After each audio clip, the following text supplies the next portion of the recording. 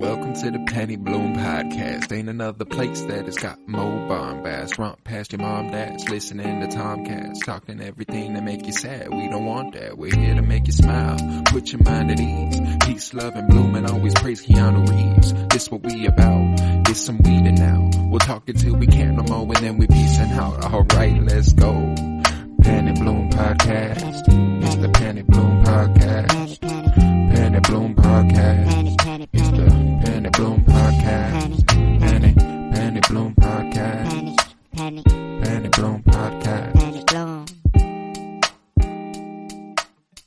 Hello, everybody, and welcome in to the Penny Bloom Podcast. Today, we continue our director's spotlight for Martin Scorsese, and it is our last stop before Killers of the Flower Moon. Oh boy, today we've got The Irishman.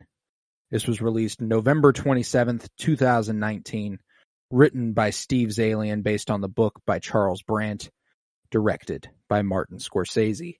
I am Colton Robertson. I'm joined by Joseph George. What's up, homie? Oh, what up, what up? Always a pleasure to be here. Oh, and it is always a pleasure to have you. I heard you paint houses. I do. Funny you ask. Yeah. I also I do my own carpentry too. Man, the last couple Scorsese gang movies, they were great. I'm not going to try to say that they're poorly made movies. I much enjoyed the watches, but I was a little hesitant on this one because of the previous gang movies. I liked his non-gang movies a little more. So I was a little hesitant coming into this, and I'm like, I don't know. It is another gang movie. Am I going to like it as much? And then I'm watching, and I'm like, okay. There's some secret sauce in this one that's not necessarily in Casino. Goodfellas, it's too far out of my memory. And I feel like I'm talking bad on Goodfellas. Oh, no. Say these things, but I feel like there is some secret sauce in this in The Irishman that those two are lacking. For me, at least for my watch, I really, really enjoyed this one. I mean, it was like instant. For middle of the movie, I'm already like, oh, okay. I should not have had you're an hour and 45 minutes into this movie, and you're like, man, this thing's awesome. I've still got an hour and 45 minutes left. What a fucking behemoth of a film. This thing is so long. And it got it's the perfect movie to watch right before going into Killers for that reason, at 3.5 hours. I remember when this came out. This was one that I watched, came out November 27th, probably watched it that weekend. Was this a straight to Netflix? Straight to Netflix. That's it was right. straight to Netflix remember, on this one. Yeah, I think it was just the 3.5 hours that. That'll drive you away. I think it was the only reason, but man, when this dropped, I remember just seeing it everywhere. It was everyone. It's the most Netflix has ever promoted anything. For my as far as I can remember, this was this was a big deal. Yeah, I mean they got Martin Scorsese to direct a movie for him. I guess. Stranger Things would have been a thing. I think that's probably the biggest thing on that, but not a movie, not necessarily. Yeah, no, as far as Netflix original films. Yeah. They've had a few, this did get nommed for a Best Picture Oscar. Did not win, but got nominated. No acting performances in there? I can't remember that. I'm sure they did, because there's some nominated for 10 Oscars. Some goodies. 10 Oscars, yeah. Wow. 10. Al Pacino, Joe Pesci. No Robert De Niro, huh? Bob De Niro. He doesn't get enough love, man. What? I thought he was the one of this movie. If there was, I had Al Pacino for most of the movie. Mm-hmm. But those last 40 minutes, when Al Pacino's not in the movie anymore, wow. De Niro, he goes in. Yeah, he does. He has to play so much back and forth, and he's always whenever he's he knows that like Al Pacino, like Hoffa, he's going down the line where he shouldn't really, they're wanting to get rid of him, and he's trying to do his best to like not, he's good friends with them. He's like, I don't, doesn't want to do it. And then like it's happening, but then like he's just silent. He's like, fuck. He's like, just not saying a single word, but you can tell he's like, I don't want to fucking do like this is like I do not want to be doing this right now. And like he just whenever Joe Pesci's just sitting like they're having breakfast at like the hotel or whatever, the little cereal boxes and coffee and and he's how'd you sleep? Oh well, okay. Well here's what you're gonna do. You're gonna go on a plane, you're gonna, and he's just staring at him like he's like, wow. We're gonna go to Detroit? He goes, no, you're gonna go to Detroit. Oh, okay. Well what's in Detroit? You'll have a return flight a couple hours later. Yeah, just minimal details too. Whenever they're like, goddamn, whenever they're putting out a hit for somebody and they're gonna kill them, they barely say shit. Like really, it's just gotta be veiled, man. I guess they tell you what you need to know. I guess, but like, I feel like if you're gonna kill someone, you're going through all this. Like, I feel like you got to talk it out. Is it really that simple? Like, is it really just like? All right, there's a certain coded language, like they don't talk like this if it's not this. That's true. True. They just don't want to be incriminated. But like it's only them two. So like, are they just hoping that like in the case of what if there's a wire or anything like that? It's just want to help them get down to Australia. You know what I mean? You catch my drift. Sort of like that or whatever. Like how they coat or whatever. Like. I don't know. I always have this, like back and forth of like, what is in this movie that's like Hollywood mob stuff, versus like how the mob actually did shit, and like, we're never going to really know how they did shit. Like, I mean, that's like their whole thing. They don't really talk other than the few people that have. But it's always like crazy to me, like while watching these movies that like, this is how the world functioned for like, I mean, maybe still. I don't know. Doesn't really seem like it's a real thing anymore. Not in this capacity. Like they've privatized organized crime now. Like it's just part of the system now. It's not necessarily someone manipulating it from the outside. It's now it's just like comes pre-ordered. It's like people who actually run shit or have the positions to run shit were like, oh shit. They kind of had that down, like that's, like that was kind of dope. We could probably do something with that. But no, it is fascinating. I love that this movie is kind of like it chronicles several years of history, which is something that Scorsese loves to do. Goodfellas did a similar thing. It went through decades. It starts when, Henry Hill's a kid. And he grows and he grows and he grows watching these guys, becoming one of these guys, and then getting to a point where he has to rat. This is even like it's a long time. Like we like cover him first meet, like him fixing his truck, or like or what's Pesci's character's name? Is it Russ? Yeah. Is it just Russ? Russell Buffalino. Okay, yeah, Russ. I feel like they called him. I feel like it was longer than Russ. Maybe it's Russell, but like they call him Russ in the movie.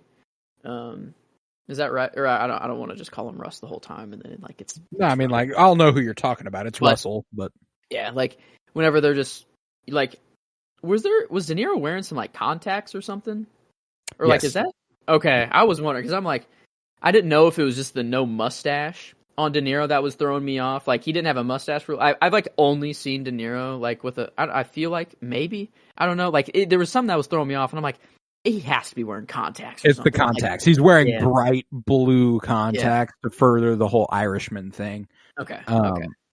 Okay, that makes sense. Then he's But man, like this is one of the finest examples of de-aging technology that they've ever used. That's nuts. Like how well he looked when he was young, like when they were all young. Like I was like, it's just seamless. You don't even think of it as like de-aging, really. It's just like, oh yeah, that's him when he was young. Like I don't know. It's just like there's always one part that people nitpick and point to, and it's when he curb stomps the guy, and he like stomps on his hand, and it's just very clearly like 75-year-old Robert De Niro, like king.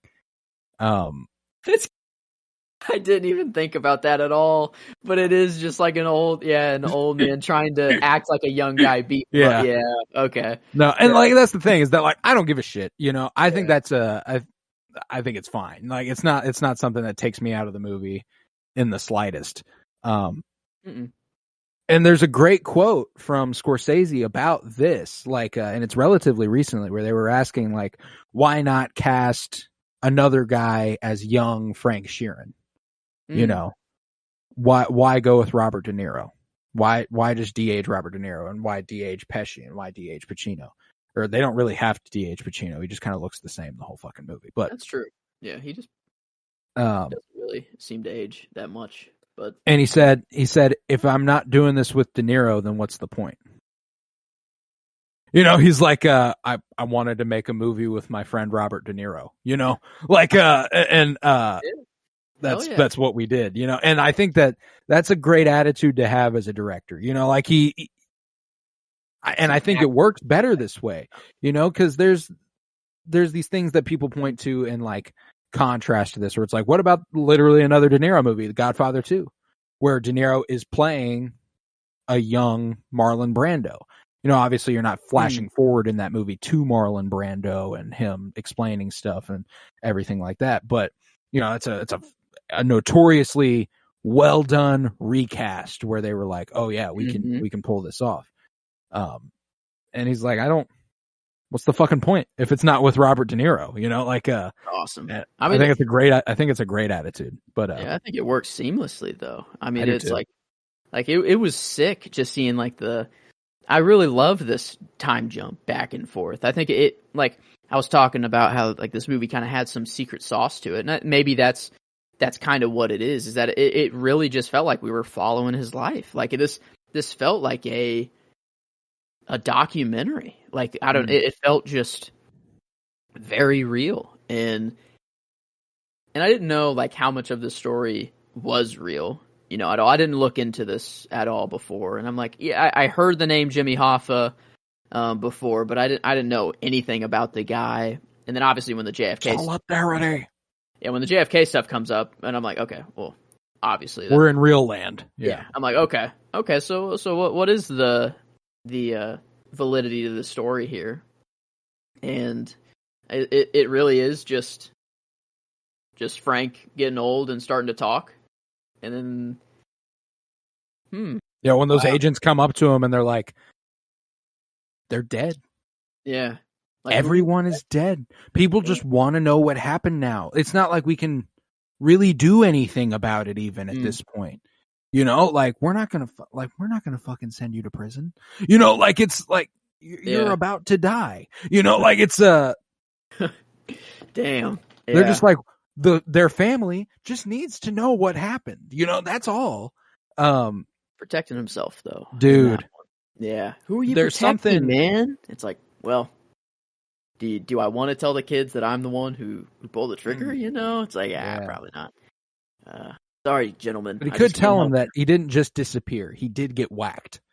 Like he got whacked, and it was at the order of these people. This is why. Doesn't necessarily have to go, I shot him in the head twice. Yeah. My best friend of however long, one of my closest confidants. No, like, this was my third viewing. This was my third viewing of this movie. I watched it for the first time when it came out.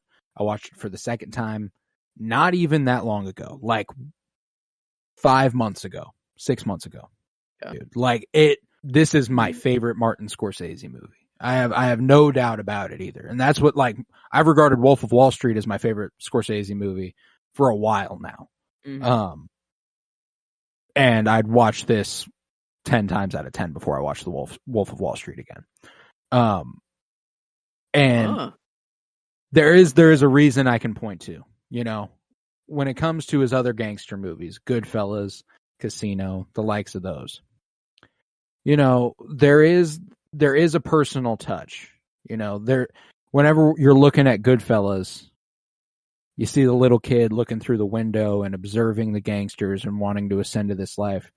at that point when he made that movie, that's who he was, Scorsese. Mm-hmm. This movie, he's Sheeran at the end. And that's what's like, he's been talking so much recently about his mortality and how he doesn't have much time left to create and all this stuff. And watching that come through with like, this is so much more personal than any of his other gangster movies.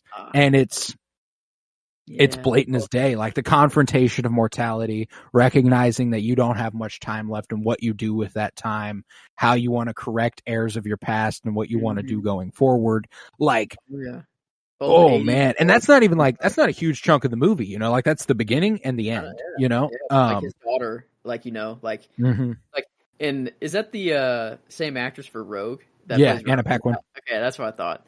That's pretty cool. But I liked that like addition to the story as well of like just the other daughters didn't really seem to care as much. They seemed to be in the know, but it's that he beat up that shop owner right in front of her. I guess that was just I don't know if that's maybe she's just different than the daughters are just more accepting, whatever. They obviously don't like it, but they're like it kind of seems whatever to them. But then there's only this one focus on.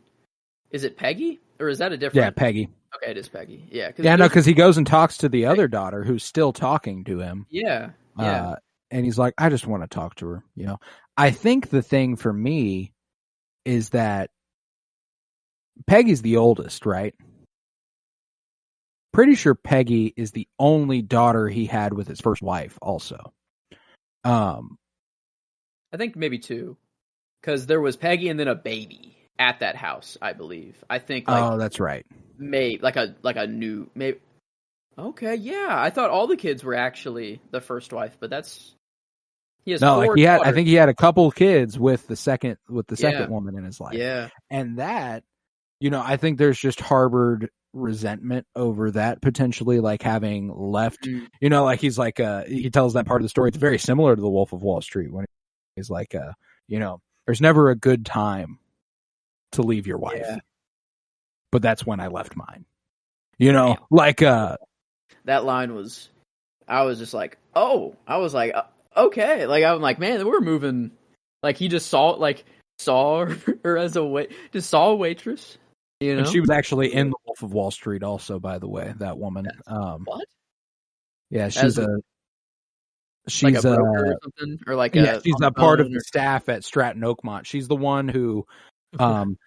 Jordan Belfort's up on the stage when he's about to leave, and he's like, "This woman right here, she came to me, not a penny in her pocket, and now she's like, I fucking love you, Jordan Belfort." Like that whole thing. That's the same lady.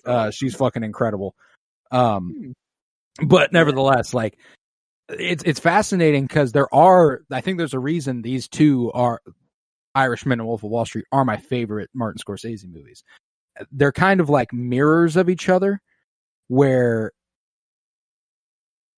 Scorsese, he has more empathy for Frank Sheeran than he does Jordan Belfort, which is wild.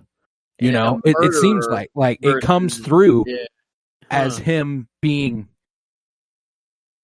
he likes Sheeran more than he liked Jordan Belfort. There's a scumminess to what Belfort did that he doesn't see or he doesn't portray in Sheeran, because even through all the terrible shit Sheeran does, it almost feels tragic more so than you are a piece of shit, like when he whacks Jimmy Hoffa, that moment made me cry this time. Dang. And it was because it's been portrayed as that's like, it's one of those things where it's like,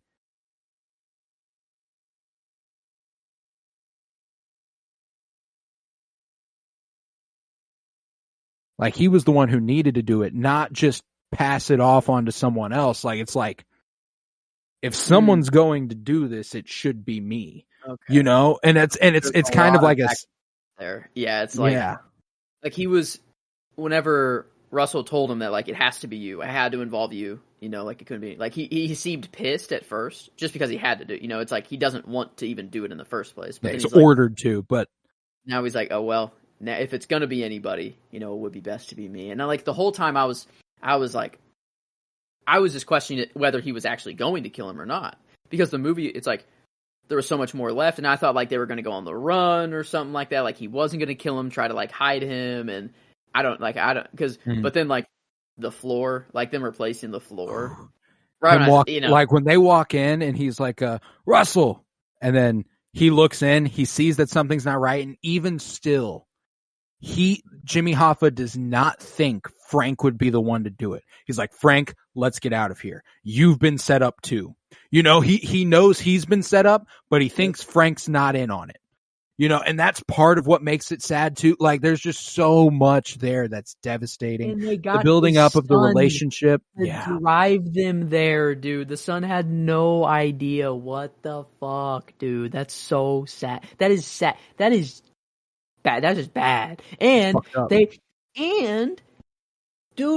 dude was pissed when someone was 15 minutes late. 5 minutes over his 10-minute allotted time. They were 40 minutes late on this one. So he was pissed off, you know? Like, I mean, like, he didn't have a good death at all. Dude was like, he's pissed off from the 40-minute fucking thing. He's smelling fish in the back of a car because his son had to deliver a fucking fish. Dude, there's another moment, though, whenever he, like, gets in the car and he's not really expecting to see Frank, and you know, he gets in the car and Frank hugs him, and then Jimmy starts to pull away, and Frank's still in the hug for, like, it's not long. Like, it's like a half second longer. Extra grab. Yeah.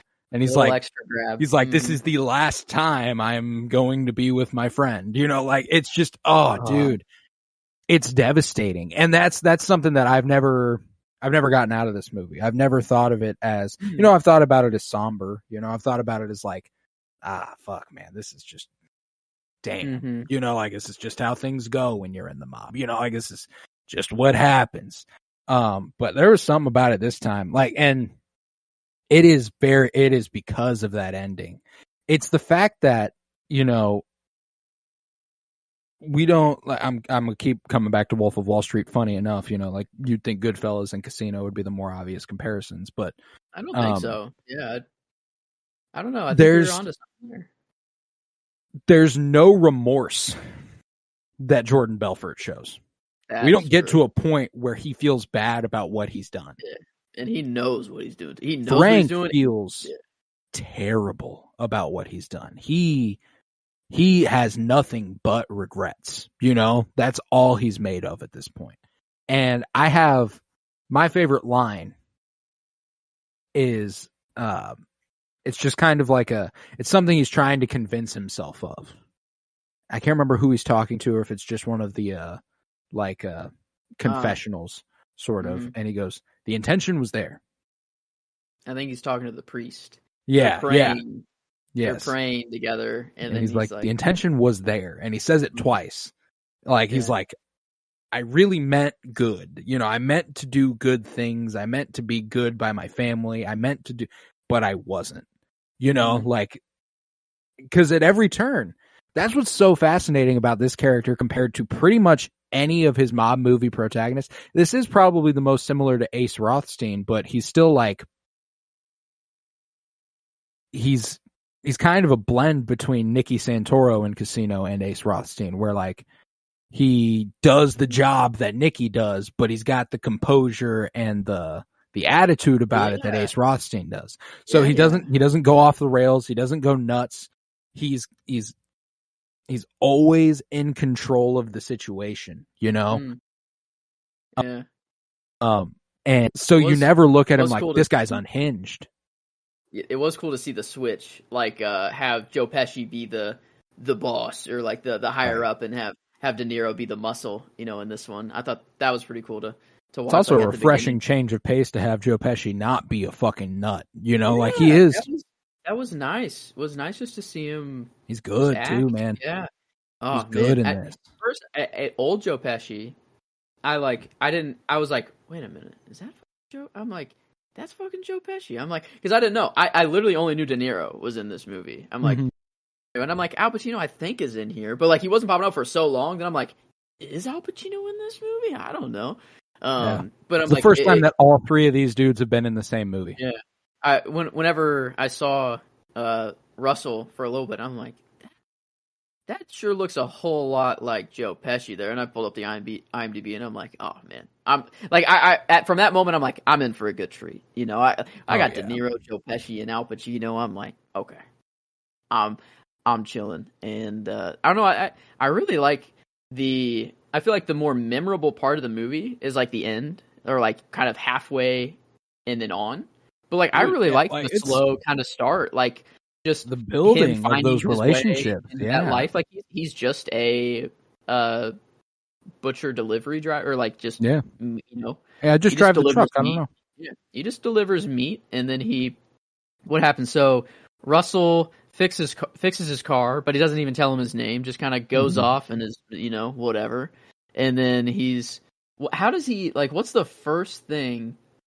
He's in the same restaurant as the guy who ran the butcher shop, and like takes a cut off the top and has or whatever. What's his name? Slicer or something like that. I don't know. He had a butcher name. He's like, Razor. Yeah, Razor. There it is. Yeah, Razor. And he's like, hey, I can get you steaks or whatever. And then he just fucking yoinks them. He just yoinks the steaks. And the whole thing that like, he's innocent is just that little, like, silver lock thing on the lock, or whatever. He hides it in his sleeve, takes them all out, and then puts it on after they're all out. And it's like, I don't know, man. Couldn't have been me. I just drive the fucking truck, dude. I don't know what you're talking about. Like, this is just what happened. Well, and that's what's interesting too, is that like the second time he stole, or maybe third. I don't know. When he gets confronted, but no, I love that the early part of the movie of him just. Oh yeah, the rise. Getting into that life, because he's not like, he's in it, but there comes a point whenever they're like, do you want to, you want to do a job for us, wink, wink, nudge, nudge. And the way he explains, like, there's this one spot on the river that, like, if they were to go fishing there, you could arm a small country. And then we get that montage of him just tossing guns off the bridge, like he has killed a lot of people. I think. Is that? Let's see. What assassination was that? There's a lot of assassinations in this movie, just straight up gun to the face. But that was one of my favorite monologues he had. He was like, I recommend something new, out of the box, or whatever. And he's just like monologuing. He's like, is that the guy who told him to go blow up the laundromat? Yeah, that's the first one. That's the first time Harvey Keitel, Angelo, the actual boss, is like he's like, whenever he's like pouring the gasoline on the laundromat, and then Razor pulls up and he's like, come with me. Angelo wants to see you. Now? Oh, what's it about? I don't know. Just come with me. You don't ignore that request. You don't ignore that request. Oh, fuck. Yeah, in that moment, he's like, this could either be really good or really, really bad. I don't know, but I gotta go. Don't have a choice, Gotta sit down. And he's like, yeah, no, he's like, it's no big deal. I can give the money back. We can wash our hands of it. It's all good. He won't need it. Mm-hmm. No, I mean, like, for real, it's okay. I can give it. He won't need it. Oh, okay. Thanks. He's like, and I see. Like, okay, I'll go ahead and go shoot him in the head real quick. I thought at first he was like, oh, like, okay, you'll take care of him or whatever. I'll just keep the money. And then it's like, no, we need. That's your payment to shoot him. Yeah. That's. Oh man, I love just that slow ride. That was one of my scenes. I think. Yeah, him meeting with him, like, just the whole, like, turnaround. I thought he was about to blow up a laundromat, and I'm like, holy shit, we're about to fucking see this building go up. And then it's like, and then the meeting with the boss, and go kill this guy for us. Was that also the oh no, I don't think that was. I think that's what I was mixing up. Was the scene where it was like the overhead in, like, the hotel room where all the guns are on Joey Gallo. Okay, that's right. Yeah, That's all the my guns. scene. The assassination of Joey Gallo. Like, from the moment he's deciding what gun to pick Oh my god! to Yeah. after the hit's been done. Him Yeah. walking up in there, turning around, firing with both the guns and stuff like. But that whole like, you The don't want to build-up. use this because it's too loud. You don't want to use a silencer because you want people to run. You don't want them to see you. You know, like all this. You know, this is too big. This is too small.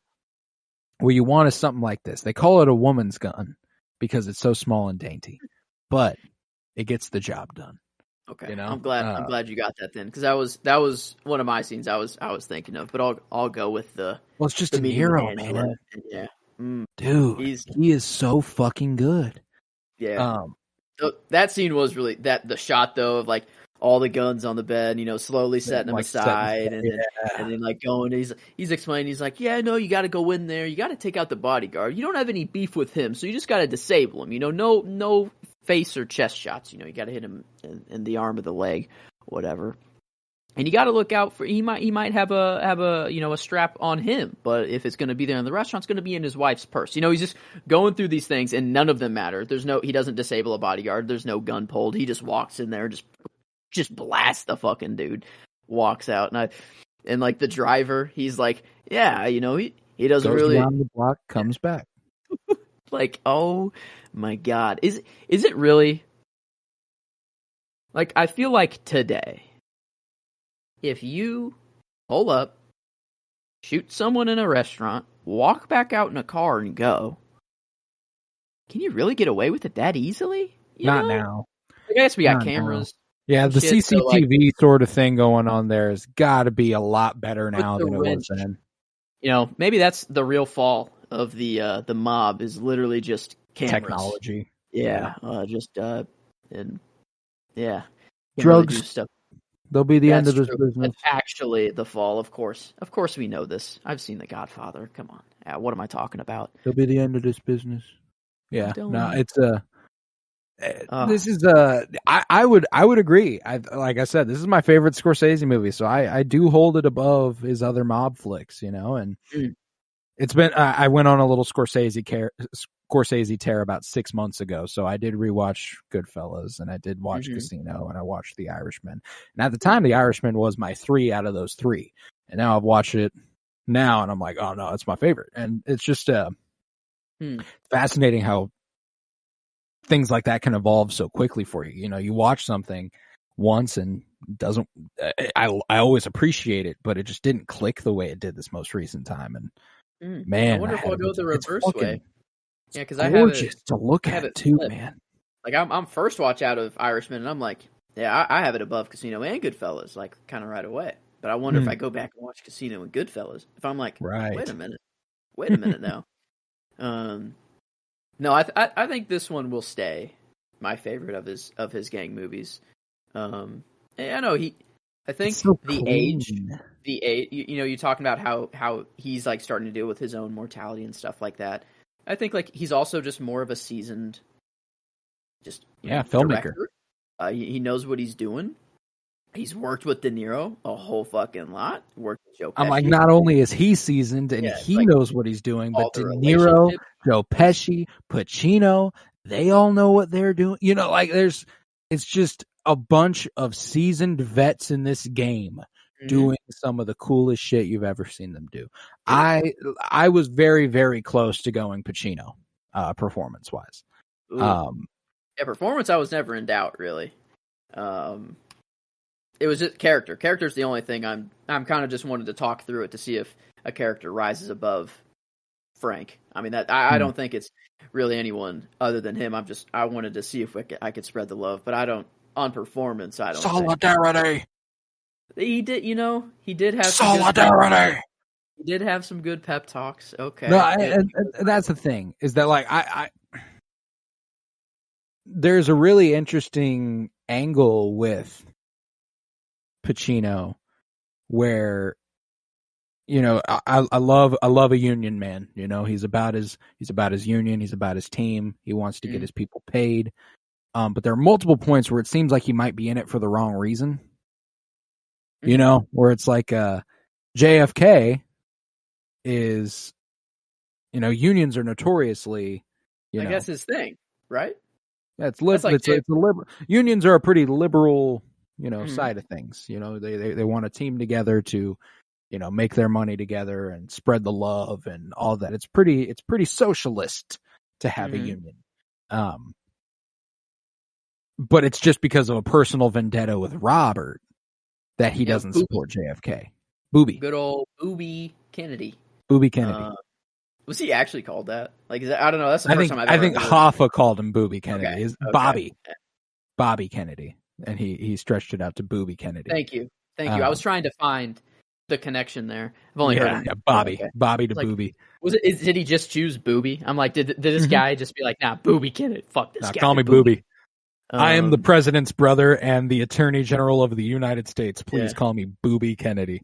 I really wonder, like, with the JFK stuff there, like, how much of that is, like, really, like, did they really get him into office? Like, did it only take Illinois to sway some votes in that, like, that's what it is, Like, I don't know. I feel like the mob isn't solely responsible for getting... No, certainly not. But they do a lot in this movie to show how they swayed influence over history. Like, we get Watergate. Watergate's brought up in this movie at one point, and they're like, we made sure people knew about that, shit like that. It's just that's nuts. Like, and the line of, like, if they can whack the president, they can whack the president of a union, and it was like, oh shit, like holy fuck, like, I don't know if I want to believe these people and, like, that what these people are talking about are true. They live some fucked up lives. Why?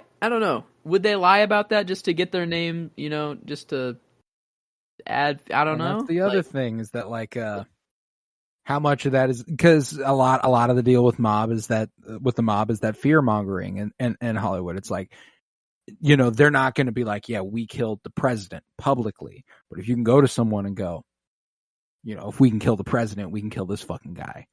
And then they're like, oh God, can they kill the president? And, like, the idea that that's even possible is what's scary. The idea that that's even something that you can doubt. Like, you can go, wait, did they? It makes them fucking horrifying. It's like, there's two different kinds of, like, assassinations. There's, like, Lincoln, where that's just kind of cut and dry. That's just like a hate crime, just like wrong time. Yeah, just getting them out of there, But JFK's, there's always been a conspiracy to it, Like, I remember I was obsessed with it in high school. I did like in history class. I think I did like a whole. We had like pick a conspiracy in history and just go, and like and present it to the class. And I chose JFK, and I don't even know the solution or, like, the answer I got to. I think, honestly, there's just more questions whenever I looked into it. It's like, I don't fucking know. But I love the thing is that a lot of the conspiracies stem from the idea that people don't want to think that the person who is pretty widely considered the best president, like the best president of all time, could just be killed by some fucking guy who happened to have a vantage point. Like there's got to be a plan here. Why the only president with Addison's disease too got to get, like, assassinated real early? Right. Like, I don't know. Could have done some shit. Who knows? Maybe he would have been president for longer. They could have cured that shit because he's the president. I don't know. Right. For anyone not in the know, I got that too. That's me and JFK are tight. We're like this. I feel like he's like my past life. If I had a past life, I was JFK. Yeah. But I am John F. Kennedy. It's only a small part of the movie, but even that scene of, like, on the TV, like, I almost started to tear up a little bit. I was like, because I've never really heard that before. Like, anytime a 9/11 moment comes up in a movie and they're like, looking at the TVs and, like, that's just happening, I'm like, when there's a moment where, like, every eye in the country is on this one thing, it's important. You feel the weight of that. Yeah. Mm-hmm. And even Hoffa, he hated Jay. He was all fuck this guy, but he even, like, just kind of sat down and was like, oh shit, like, maybe he was sort of happy for a little bit, whatever. I mean, his vendetta wasn't really with JFK, but I don't know, even just kind of the camera sticking on him for a little bit and just, That's fascinating. Yeah, I took that to emphasize how little he gave a fuck. Oh, he just sat down and was like, whatever. Went back to his business. He was like, "Mom, I'm going to finish my meal." Did he just go straight back to eating? Did he eat? I think he went straight back to his ice cream. Yeah. He took a bite? Yeah. Oh, then he doesn't give a fuck. Okay. Yeah, I think he just sat down. If your appetite's not gone after that, you don't give a fuck. Yeah, No, okay. you don't give a flying fuck. Like when he leaves the building, they're like, "Are you going to?" He leaves the Union building, and he's like, "Are you going to the president's funeral?" And he's like, "I wasn't invited." I forgot he literally raised the flag from half staff. Okay. Yeah. Never mind. I got the wrong. He doesn't give a fuck. Well, can we get any comment on the president's death? Robert's just some lawyer now. That's what he is he's like, fuck the president's brother, fuck that guy. And now that he's gone, good riddance. I don't have a fucking problem breathing down my back. There's a lot of great scenes with Al Pacino. I think that one of my favorites is the meeting in Florida where the little man shows up with the shorts. He's 15 minutes late, and they argue about what the proper etiquette is on wait time. He's like, I give you 10 minutes. He's like, nah, you give 15, traffic. And he's like, I am accounting for traffic 10 minutes, Fat Tony's, or I can't remember. It's not Fat Tony. It's, just the guy everyone loves, which I thought was an awesome little character detail. They're like, nobody has any beef with this guy. He lived to be an old and happy man. He rocks. And he's like, yeah, so you're gonna meet him, what about 12 and a half minutes? 12 and a half minutes. What about that? He goes, no. Come on. Yeah. I don't know. What was that meeting even for in the first place? Oh, to get him to endorse him. Yeah. Needing an endorsement. And then just goes off on the guy, I mean, that was the one thing we were told earlier in the movie, he doesn't drink. He doesn't drink, whatever. He hates watermelon. He does hate watermelon, and that's why they fucking just plopped a whole vodka bottle in there. You guys really like watermelon, don't you? And I thought he was going to take a bite and then figure it out and then just kill the dude right then and there. That's what I thought was going to happen with that. Because I'm like, because Frank wasn't eating any of the watermelon. Frank didn't touch his watermelon whatsoever. It was his plate was full, not even a single bite. That dude was just chomping. He was just like, and he'd do the little slurp every time too to get like the juices out. Oh, dude, yeah, he's feeling it. I think he's having a good time. Man. There's just like, that's what's so fulfilling about this. Goodfellas is, I think, 2.5 hours. It's a sizable movie. I think the longer you get to sit with these characters and the better you get to know them and the little things in the movie always makes it better. It's same thing with Wolf of Wall Street at 3 hours long. Like, it's just little things like that. Just oh man, you should have seen this guy. It was like Moses, and he takes a bite of the water. What was it? The ocean or the sea? Whatever the fuck. Yeah. He just potted. He came in and everybody listened to him. You got to look out for this guy, Hoffa. I'm telling you, Jimmy, this guy's got it. I don't know what it is, but this guy's got it. Yeah, just hyping him up. Yeah, like that. Oh yeah, that was right. That was because he just needed a bodyguard or someone to stay with him, and that was like the first time he was meeting Frank, right? Like, in person. Was that the first time in person that they met? I think so, because he had him come out there to solve a union dispute where the rival union was gonna get some sort of drivers who were like, they were gonna get their dues. So that's the other thing is that like a lot, like, he wants to build his union.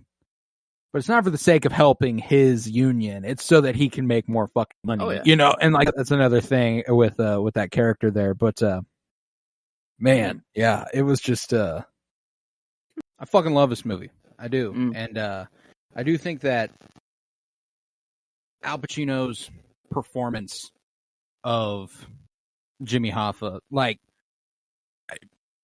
it makes sense that him and Pesci both earned, Oscar noms for this. There are so many little moments with that character that end up just making me fucking die. Like it's inadvertently funny at a lot of points. It's and I mean like it's funny because of the way Al Pacino's performing it, and it's supposed to be funny, but it's not a truly like fun. It's not like you're gonna guffaw comedic. Or anything. Yeah. Like whenever he's in that hearing and 𝗬𝗍𝘀𝗃 Kennedy is like, you know, what about where did those come from?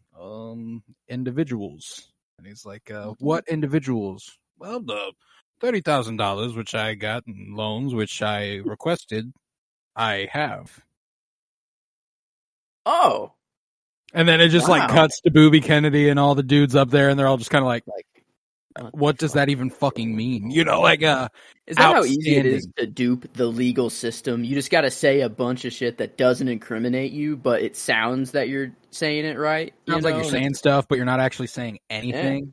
Was that the same hearing, or maybe that was a different one where he had an assassination attempt on him by with a pellet gun or something like that? Yeah, different thing. Yeah. Yeah, but it was like a pellet gun. I was instructed by a higher power that I had to shoot Jimmy Hoffa. Yeah, but like, so he says, you know, after the gun clicks, and I didn't know if it was actually like shooting pellets or if it was a real gun and it just clicked and like it jammed or whatever. But like, Hoffa says like, I got hit with 2 pellets and it didn't even hurt. It tickled a bit. Or like, you know, it's like I barely felt anything. You know, but this is my son right here. It's my son right here. I taught him well. You charge a man with a gun. You see a knife, you run away. You see a gun, you charge the man. And look what he did. Yeah, it was perfect. You charge with a gun, with a knife, you run. The little rhyme he made up there on the spot, fucking. Oh yeah, he's like, and I rhymed. He even brought it up. He's like, oh, I rhymed there or something. Yeah, like I love the over the top nature of Jimmy Hoffa, and I think like usually you get that over the top kind of from Joe Pesci. I guess Al Pacino kind of does that too. It's kind of his bag. Yeah, he can get angry for sure. Oh, dude, I love him when he's going off, especially in The Office. Like whenever he's like, "You cocksuckers, I'm going to prison because of you." Fucking fathers, you know, he does that whole thing like he's having a tough time getting the words out because he's so mad. Dude, it's fucking incredible. No, that didn't apply to you. What do you mean it didn't apply to me? Frank's just sitting in the back, like he's standing there, and I'm thinking like while he's saying this, I'm like, is he meaning this for Frank, or like is it just obviously these dudes in here? You know, Frank's just chilling back there, and then I saw him leave, and I'm like, oh, Frank's pissed. Like, yeah, it's either Frank's pissed and he's offended, or he's like, this dude's going to prison. I'm out of here. You know, he's like, you're done. Like, you can tell those guys they're cocksuckers, they're dumb cocksuckers, and they go fuck themselves. But you can't tell me that. I'm getting the fuck. It's like, no. I didn't mean that for you. I didn't mean that for you. He puts his jacket on, and Hoffa goes to him, takes it. Come on, stay for a while, you know? Yeah. Come on, man. Like, what's going on? It's also, there's just a lot of great work with the relationship between Hoffa and Frank over the course of this movie. Like, the relationship they formed is so meaningful and so palpable that, like, it does hurt at the end, you know? Like, when when Pesci's like, I chose us over him, you know? Like, that's what I did. It's like, for example, when he leaves that room, we watch Frank shut the door, and 2 seconds later, Hoffa's out there like he stopped the meeting where he was berating everybody to be like, I got to go get my buddy Frank real quick. And he never for a second has any doubts about Frank being in his corner, you know? Like, there's that moment after he's had that conversation with, after Hoffa's had the conversation with Russ, where he's like, there's some people, you know, not me, but some people who, they're not okay with the way you're doing things. I think you're getting out of hand and all that. And he's like, well, I went to school for 5 fucking years, you know, I didn't name one name. And he's like, that was good. That was good. You did a good thing. But then, Russ goes and talks to Frank, and that's another just brilliant conversation. Gotta tell him, it's what it is. And then Frank hears that and he's like you can see him like, it's what it is. And he's like, no, I don't know. It's so the friendship, I feel like he has way more of a friendship with Hoffa than he does with Russell. But he plays both sides. He's never like hateful to any one of them. It's just that his relationship with Hoffa is a little stronger, and I think that's just because you see Russell and Frank bowling together, and then he tries to like talk to Peggy or whatever, and it's just like he's just a creepy fucking dude, or whatever. Like, you want some Why do you candy? think God made the sky so high? It's so the little birdies don't hit their head when they're flying around up there. Oh, that's a good one. That's a great one. You want any candy? You hungry? You got some? What do you want? He's like, I'm okay. But then you see Hoffa coming over there, and it's like they're hitting it off. It's just like that dude's just chill. And I don't know if it's. I think the daughters, his 4 daughters, especially Peggy, in this movie is like it's his like. Or she's kind of like a crime detector. I don't know, of sorts, or like the conscience. Oh, dude, there's of like I Frank. noticed because I watched it again like a second time, somehow magically in the middle of this podcast. Weird how that works. Yeah, no, we had some technical issues yesterday, so we had to cut off at a certain point. We're picking it up in a new day, so I got a chance to watch the movie again, with not a new perspective, but just a refined perspective. And almost every single time that Frank kills a guy, they cut to the news report, Peggy hearing it, and Peggy looking right at Frank and seeing what he does.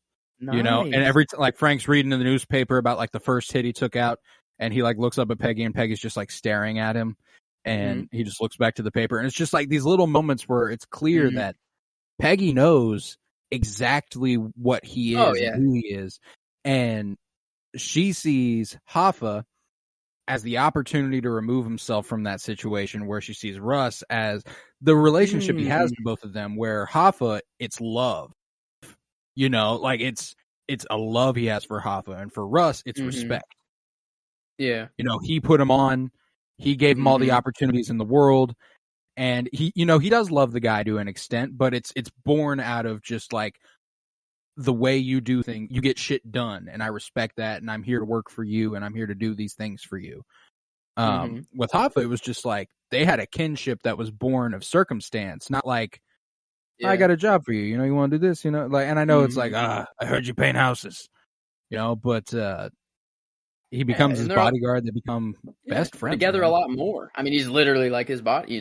He's there in his hotel room every night, making sure no one's. That's what I was thinking. Is like, is Frank literally staying up that whole night? Or is he just sleeping out there? But he's a light. He's just he'd be hit first. I was like, man, Frank's got a really fucked up sleep schedule. If he's got to do all this shit during the day and then go to Hoffa's hotel room and then wait for him. I don't know. Is he just waiting for anyone to come in? Just he's protection, or? Right? Yeah, I don't know. That's I take it that it's time for bed. It's beddy by bed. But I like the evolution of that, even where the first time they meet, he goes and sleeps on the couch outside the room, and Hoffa leaves the door cracked. Dude, I didn't realize that. I didn't realize that that's what the ending was like about. Like I'm like, I feel so stupid. Like I didn't catch it until my third viewing. I didn't catch it until my third viewing, where he's like, no, leave the door open. Don't close it all the way. I don't like it like that. I prefer it. And like, God damn, man, that's another thing that just walloped me.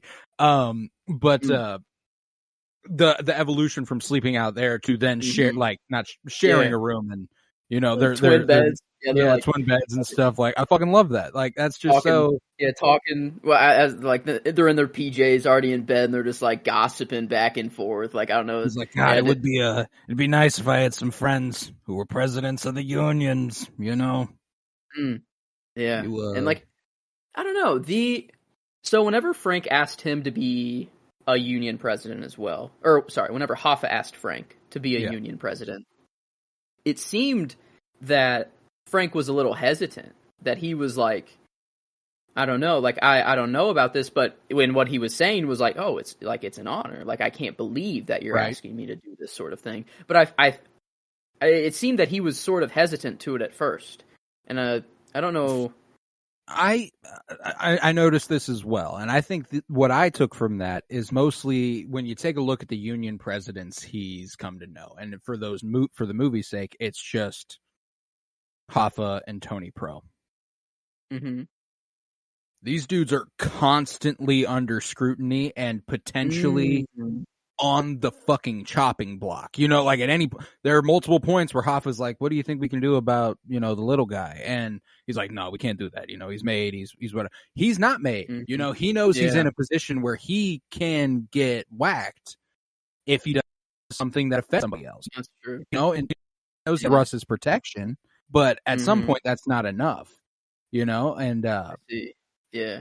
And I guess it's a lot more complex of a life, Frank right now, he's the muscle, he's low key. Not every you knew the name Jimmy Hoffa, you didn't fucking know Frank Sheeran rolled with him or anything. And they even Frank didn't check in whatsoever. Like it was under Jimmy Hoffa's name, so that no one would even know that Frank was in the city with wherever Jimmy was, which was pretty cool. That whole sequence, man, fucking great. Him getting there, and when they're pushing the taxis into the water and stuff. And that's after that they go and get the watermelon, and they're like, "You should have seen this guy." That whole thing. I love Frank in there. Like they're pushing them out, and they're like, "Man, this is a lot of fucking work, man." He's like, "You guys ever thought about using candy?" I love the lingo for things. You paint houses. You use candy for dynamite. You go to prison. That's school. There's something for everything, and I love that out of mob movies. I don't know, cool slang. I love it. And I guess I don't know. The line I chose is it falls in that same vein of it's just only a line you hear in a mob movie, kind of. Yeah. And it's very simple. Frank's just narrating, and he just says 3 people can keep a secret only when 2 of them are dead. And I for that. It wasn't that the line of the movie or anything that I was like, oh yeah, for sure. I just heard it and I'm like, that's just a hard mob line. And I mean, that's their mentality. It's if their trade is information. That's all they do is just what's going on. Oh, he offended this person. We got to whack him now. And then we got to deal with the retributions of whacking this guy. And it's it just is this endless cycle. Who shows up to a meeting wearing shorts? That's true. That's kind of Joe Pesci goes, nobody. That's right. Fucked. Nobody.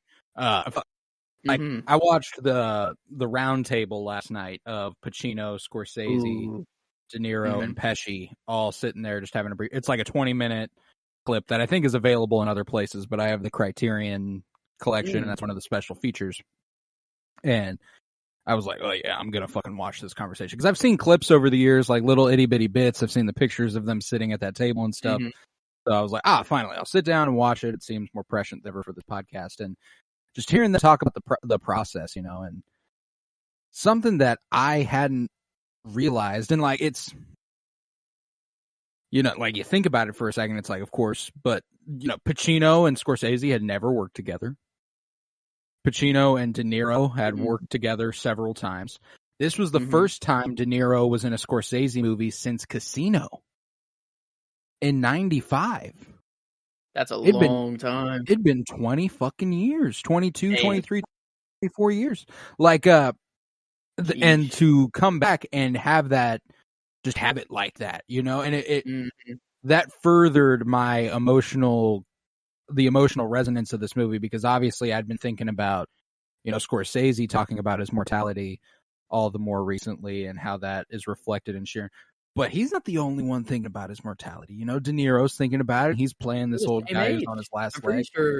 I'm pretty sure Scorsese and De Niro are the same age. Met each other when they were 16. They've been friends ever since. Oh yeah, Martin Scorsese is 80, and good old Robert De Niro is also 80 years old. So yeah, that's crazy. Yeah. And but so that's the thing is that you got these legends, these create this thing that is, it's decades spanning. It's incredibly it's uniquely fit to these men. Also, they lived this time. Dang, I did not think about that at all. They were alive through all this. They have the knowledge of what came before, and that's why I think it was so important for them to not cast younger guys for the flashback. You need Yes. these Yeah. dudes doing this. I heard a good point in the debate of, like, you know, casting a younger actor or using de-aging. And it was in movies where you do have a recast, and you do flashback. Sometimes it's just like a short, brief period, and you're just like, oh yeah, that's that person, and you don't have to really think that much about it. But this whole movie is flashbacks. Like, the entire movie is a flashback. It's and then building to the point where you get to him. So, like, if it was a different person, sure, it's not that hard to be like, oh, that's supposed to be De Niro's younger self, so this is just young Frank. But you kind of have to remind yourself every time you go into that flashback mode. It's not annoying, but it's just this little bit of subconscious thought that you have to remind yourself that it's the character. And that takes you out.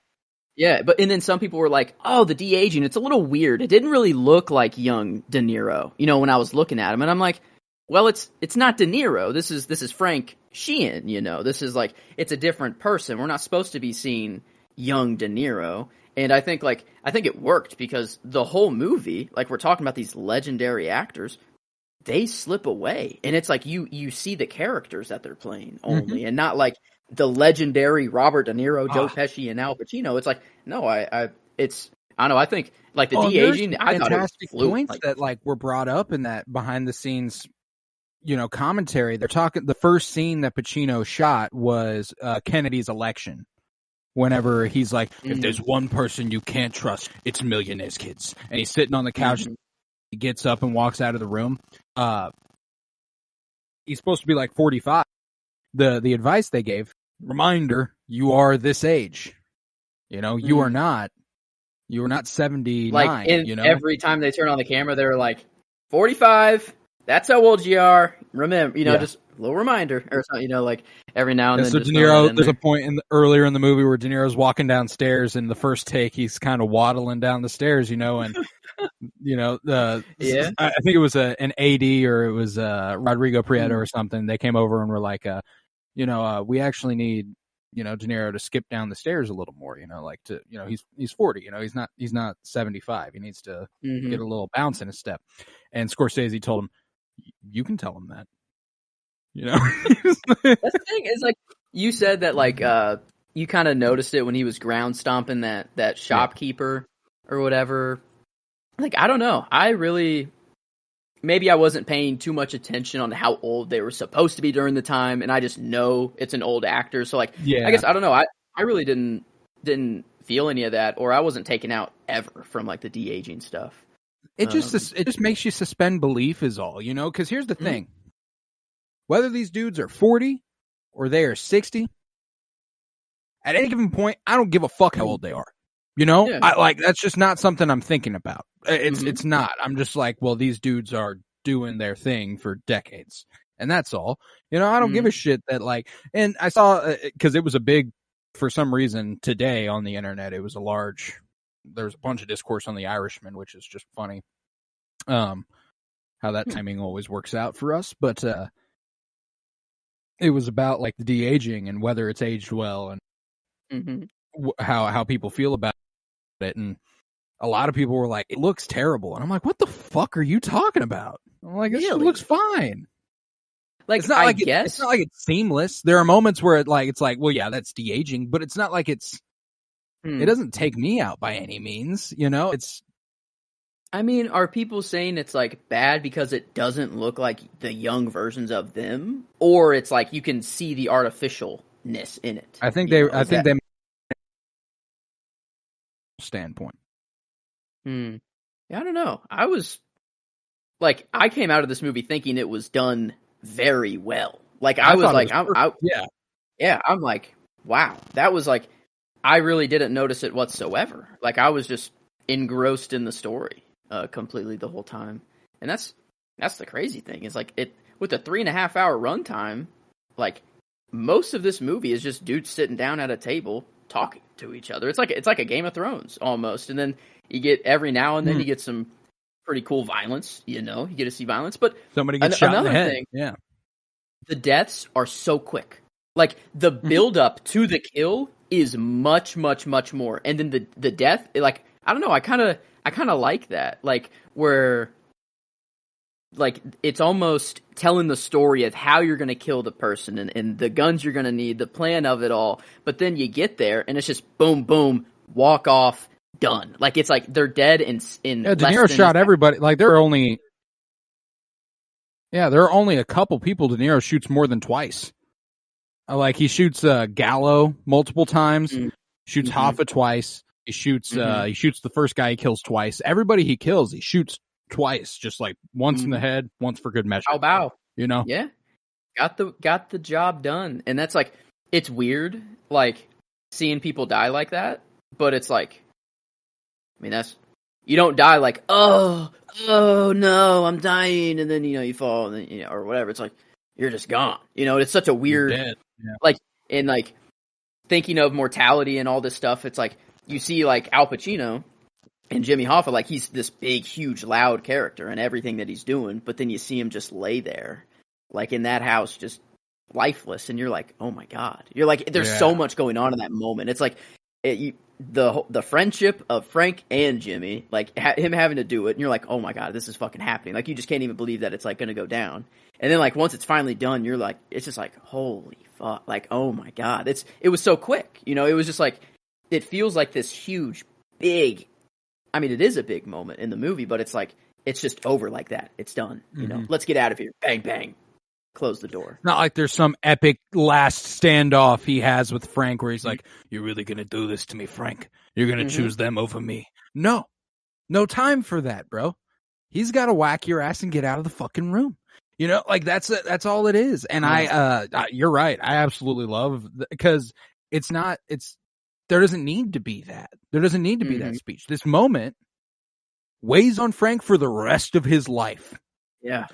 Everything that they could have said in that moment is implicit in everything that happens else in the movie. Like who's he talking to at like the beginning and the end? Where where the documentary style. It never show. Is he talking just to the camera, or is there someone like across? I think it's just like a narration thing, like because there's a moment early on in the movie when Russ talks directly to the camera and he says like, I don't want no two roads leading back to me. So whenever somebody comes to me, I let them handle their own thing, like that. And he's that's like the only time he talks directly to the camera. But that is it's a fairly common Scorsese tactic. It's like Jordan Belfort talking directly to the screen, Henry Hill talking directly to the screen. Like he likes to break the fourth wall, but it is interesting whenever it's used so sparsely and it's just kind of sprinkled in there every once in a while. I thought like he was going to be talking to his daughter and like coming clean, like talking to Peggy or something, but I don't think he would have talked in that way to her. Like I don't think like the way he kind of broke a lot of things was just kind of matter of fact. So it does seem that it's way more of a just talking to the camera, just or whatever. You could also, this is based on a book by Charles Brandt. You could go meta with it and say he's talking to the author of that book, He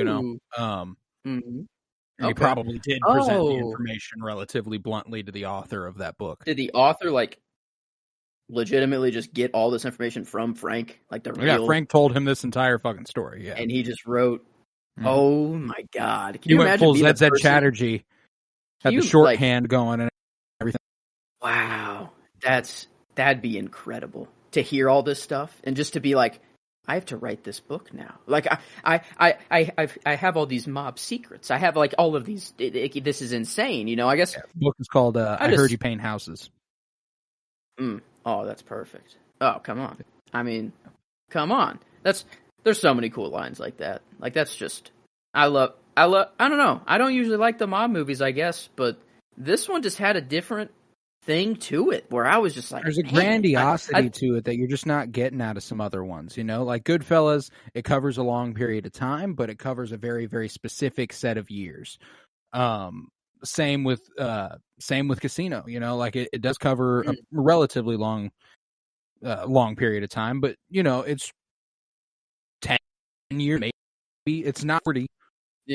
Yeah, this is decades. Yeah, and you see the people getting older too. It's like because I mean, eventually, like when you get to him, like not being able to walk around, and then he needs, like his cane's not working, then he needs like both of them, and it's like, man, yeah, this is Like he's slowing down. Like he's getting old now. And man, and it's just I like love the that. simple little pleasures that get taken away from them the older they get. The way that him and Russ would sit down with the bread and the wine, and then in prison they've got like, is this the good grape juice? And he's like, I can't eat that. I don't have teeth. I can't eat that. Eat the you know? bread. So like, I can't. He just like give me a sucks the little wine out of the piece. bread, and Oh. dude, it's sad. Like even though you've watched these people do terrible fucking Pretty things, bad people. Yeah, you're it's still like because there's a morality to it that you can't agree with, but every single decision they make, you understand within their logic of life, like the way that they do things. This is just how shit goes, like There's never a situation where you're like, oh, that's exactly how I would play that out. It's like, no, you're spending a lot of belief in yourself, being like, oh yeah, I'm a mobster. Like this is how I think. I'm gonna whack this guy, or like just because he offended me or he said something wrong. Or right, like when Hoffa and Frank are in the car after the failed meeting in Florida, where he showed up with shorts and everything. It's like the first time that Hoffa is like, what can we do about this guy? Can we do anything about it? And he's like, no, he's a made man. He's like, I'd cap the motherfucker myself right now if I could, but and that's just so like, he's just talking to his buddy and he's like, yeah, I'd murder the motherfucker today if I could, and that's just something he says. Like, yeah, it's a different life. And that's honestly, you're already suspending a lot of your normal thought while you're watching this movie. So whenever you're questioning things like morality and like, oh, you see his daughter like look at him, it makes you it makes you think of these like life questions, I guess, on a bigger scale. I don't know, like it's weird. It's almost like the characters are more unrelatable, but since they're more unrelatable, it makes like the themes and the metaphors of the movie somewhat like make more sense or more clear. They're way more palpable. Yeah. You're dealing with extremes, I guess, it's like you're dealing with life and death, literally, not just, I'm going to, we're pissed at each other. Obviously, we're not, in a normal friendship, you're going to be pissed at someone, but there's never a thought of like, I'm going to kill this person. Like I'm going to go to the lengths to kill them. It's like, but right. There's not a single situation in which like, I'm like talking to my friend and I'm like, oh no, my other friend really wants to kill this guy. Yeah. Hey, buddy, I might have to do that. Like that doesn't happen to me. Some people, some people, not me, but some people aren't really liking what you're doing right now. I'm just giving you to think about the foresight potentially that Russ Buffalino might have in placing him next to Hoffa so early, so that at any point when shit gets out of hand, he might have someone that has a direct line to him who can kill him. Whoa. That's pretty sick. That is pretty smart. Whether it was drawn up that way or not, I mean, it worked out pretty well. I guess we don't know the truth behind Hoffa's, disappearance, right. IRL. And I don't know, did like how much did Frank spill? Like, did he talk about Jim, like that he was the one who? No, like in the behind the scenes, the author of the book. It's funny because everyone else who like watches the movie, reads the book, and has takes about it, they're usually like, we don't know how much of this we can believe. It's mob stuff, and people tend to take credit for things that they might not have actually done or did. But when you hear the author talk about it, and I'd be willing to wager that the author probably had some say in the way Frank was and the way that he presented himself, and maybe that's the reason we have such a terrible look at the end of the movie. He prevented, like, I would say that the way he presents stuff so frankly and just like, this is what happened, like that's just what he comes on screen and in the behind the scenes, and he says something about how like what he revealed to me that night, the drive there and the plane ride to Detroit, and nobody had ever known that Jimmy Hoffa died in a suburban house in Detroit. And I was learning that information. So he says everything with such like that's what happened, because that's like what you got to do if you're the author of the book. You can't be like, and I don't know how much I believe him. No, you got to be like, that's what he said. I believe it. I like, So it is interesting to hear the author of the book be like, that's what Frank told me, and frankly, that's what happened. You know, like, it's just I guess, like, if he were to spill all the other stuff that he's been doing in his life before, and, like, what is he gonna gain from taking credit from it, you know? It's like, maybe his name lives on. Maybe that's what he's hoping, you know? I guess that's kind of what a lot of the movie's about, is, like, I think that's what the door kind of means, is, like, they never want the door shut on them. You know, it's always open. Like, they're being remembered, or like there's still of it. You know, like he talks about that for a while. You know, if you're cremated, it's so final. If you're buried, it's so final. But at least the structure will always stand. What about that? Him picking out his casket and then the that's good. Yeah. And I mean, like, and also the parallels between the fact that they literally incinerated Hoffa to him being like, I cannot be cremated. You know, like, that's not something I'll do. They did just put him in a cardboard box, and that's it. He got the cardboard box in the fire, and Frank got the nice green. He chose the green one. I thought that was kind of funny. I don't know why. Irish. He was just like, that green one. I'm like, oh, okay, come on. I was like, come on. Did he really pick I mean, that'd be kind of fucking hilarious if the dude actually picked a green casket, and they just put that little detail in. I think that's just IRISHMAN. a movie thing, though. But I don't know. What a weird thing to, like, because the I don't know what you call a casket maker, seller. That guy who was working there, the dealer. Was like, yeah, he's like, oh no, this is a good one. You get, or he's talking, what you're going home in. Yeah, but before he knew that Frank was the one shopping, he was like, you know, just talking to him differently, and he's like, so who's this for? And he's like, me. And he's like, oh shit. He was like, fuck. Like, I've been using rather crude language with you, sir. Yeah. Yeah.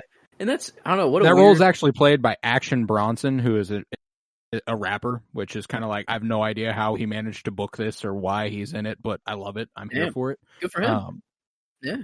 It's a cool movie to be in. I mean, yeah, weird role, but I mean, I would like to say that I was in this movie with Robert De Niro, Al Pacino, Joe Pesci, and Martin Scorsese. So. There's a moment earlier on in the movie where it's De Niro, I think Pesci. It's De Niro and either Pesci or Pacino, and they're sitting on like one side of a booth, and then on the other side of the booth is the lawyer and Russ's cousin, played by Ray Romano, and Razor, played by Bobby Cannavale.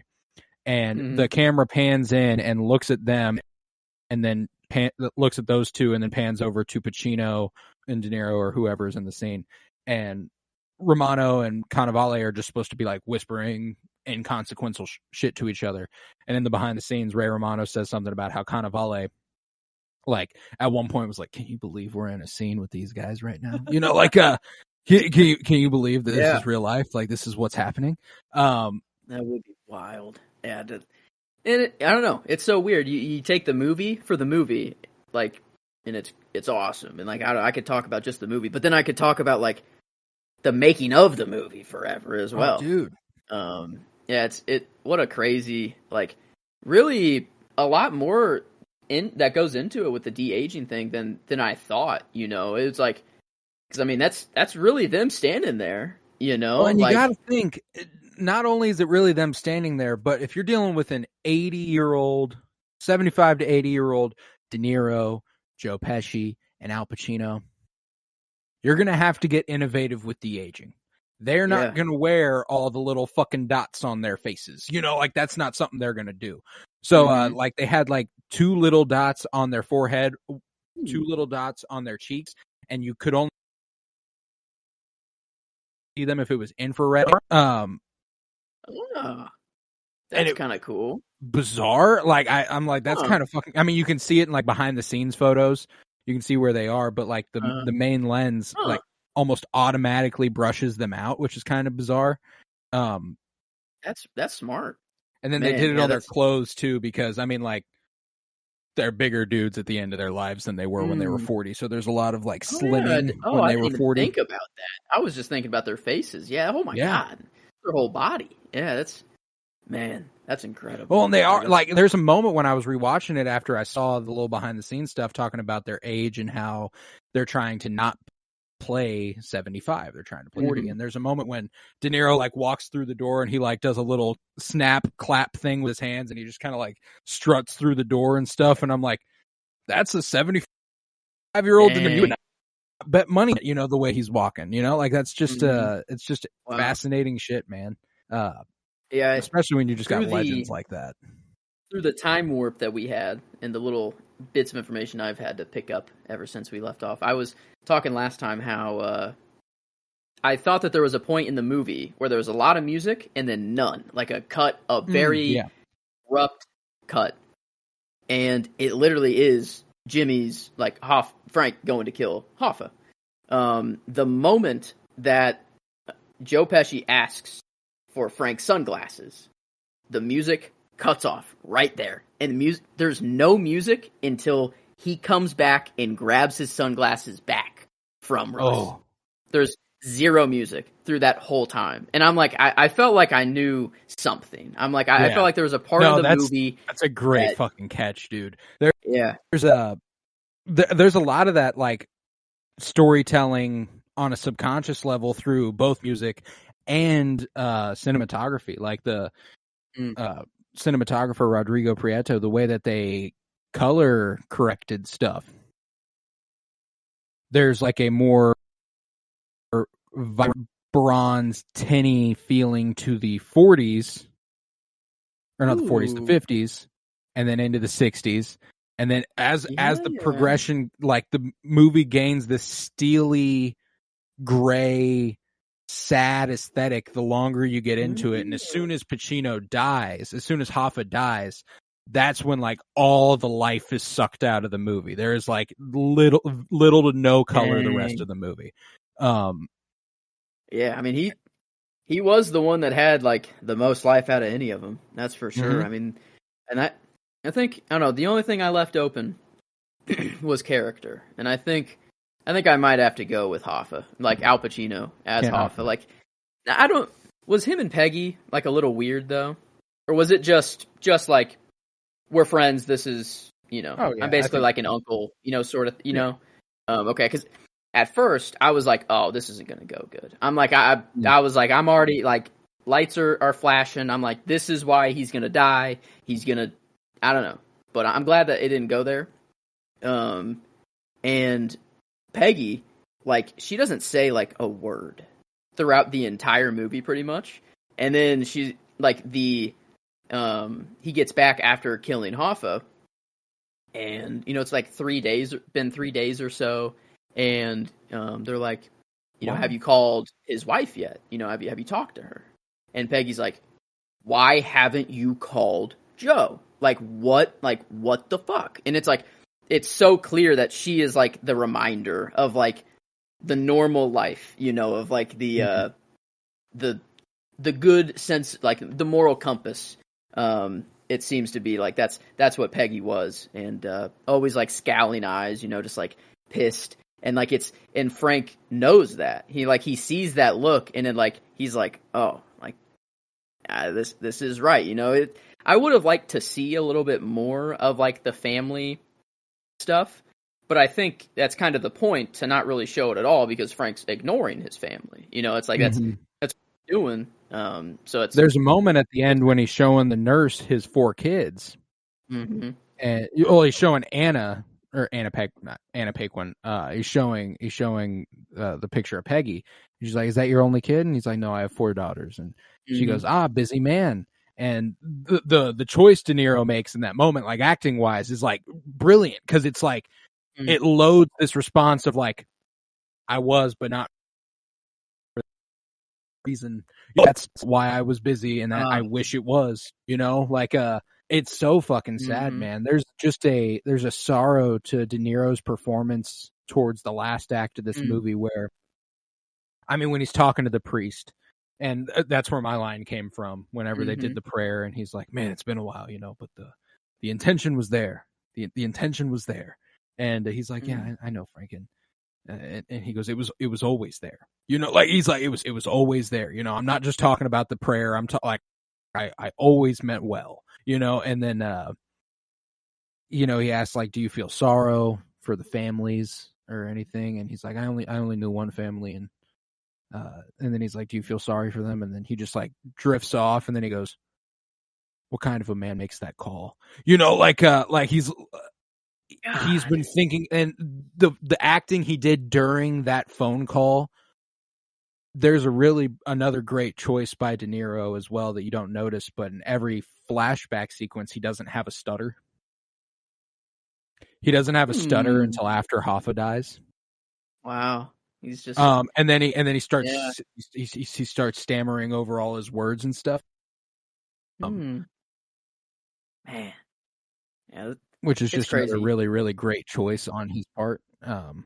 Crazy, like, and that's the thing, is that this movie isn't necessarily like it's not meant to be a blockbuster. It wasn't meant to like turn your brain off and you just enjoy a movie. It's not just seamless entertainment. It's like, this is you kind of got to do something. I don't know. You got to. I think everyone's going to get something different out of the movie as well. And it's like, you can watch, like, I don't know, Spider-Man a lot, because it's fun to watch and it's great and it has some good morals in there like superhero movies do. But you're not going to watch it. Scorsese's filmography itself, you can do that with Goodfellas. Goodfellas is a turn your brain off and have some fun fucking movie. People like to treat Scorsese's filmography now like it's art house, auteur, fucking inaccessible. It's not. His movies have always been accessible. Like that's what he's so good at doing. Is presenting you these larger than life circumstances which nobody can relate to unless you're in that life, and making it digestible, making you understand exactly what that life is. And that's fucking brilliant, And like a history lesson in the meantime as well. Here, like, yeah, like, I don't know. I'm learning things through his movies. I'm like, I didn't know that there was this dude that ran Vegas basically for a little bit while in the early goings and stuff like that. I didn't know. I mean, I heard the name Jimmy Hoffa. I'm kind of like that nurse. You're like, oh yeah, that's right, Jimmy Hoffa, for sure. I think that's kind of how I would answer if someone asked me like, hey, do you know who Jimmy Hoffa is? I'm like, I mean, sure. Oh yeah, no. sure.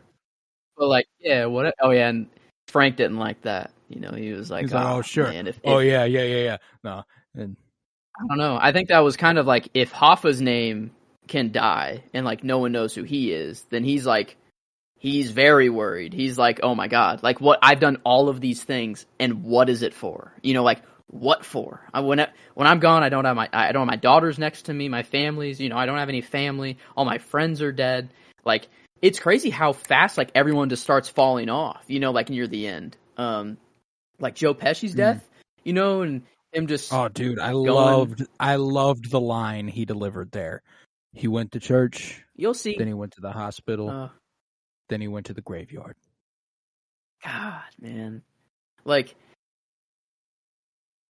that. I don't know. That was Pesci. Like, Pesci is brilliant at the end of the movie too. Like, I think he does a lot throughout the movie to earn that Oscar nod. But when he's doing his old Pesci stuff, that's fucking good, man. Like the shaking and the. No, I can't eat that, I need the, and then like, I'm going to church, and he's like, you're going to church? Yeah. You'll see. God, you'll see. Yeah, man, I don't know. You find yourself being sorrowful about the death of Russ Bufalino. And it's like, he didn't do much throughout the movie to warrant pity or sorrow. Like, it's just a somber story about the things you do in your youth and how one day you may or may not live to regret those things. It just, like, Russ obviously doesn't regret a single bit of what he did. No. Yeah, no, not at all. And maybe he does, but he's at least trying to convince himself he doesn't. Whenever he's talking to and there, and he's like, no, that stuff with Hoffa, it's not the way I wanted it to go.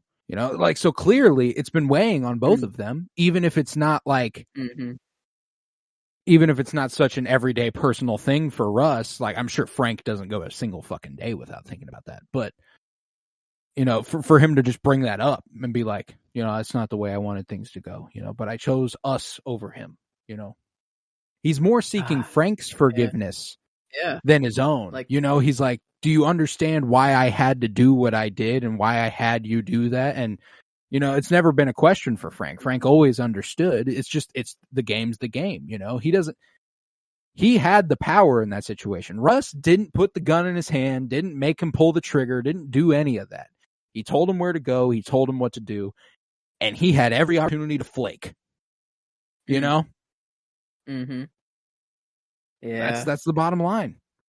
Man. And that like the fish smell as well. I was thinking more on the fish. Love that. And like Love you that. can't get the smell out of the car. You know, and because I thought it was just like one little last lesson that he could like tell his son before he goes. You know, is that hug that him and Frank had, like one last hug, and I thought this was one just last little like little lesson he could teach his son. But I think it's like from this moment on, you can't remove that stain. You know, like that there's a stain or a smell or it is different from this point on. And I like, it's crazy how many little things like that, like the door, I didn't realize at first.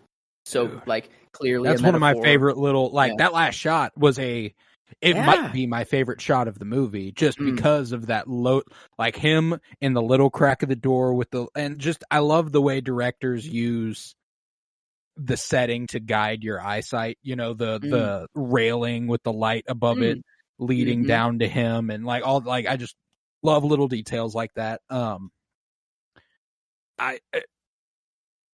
I think I will go with that as my favorite shot. There's a lot of good stuff, you know, because I originally wrote down what is probably my aesthetically pleasing favorite shot, not just really loaded with meaning, but when you see Gallows guy pull the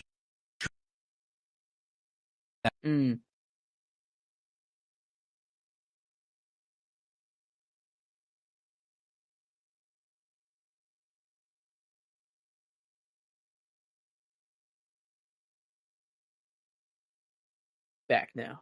I heard Gallows guy.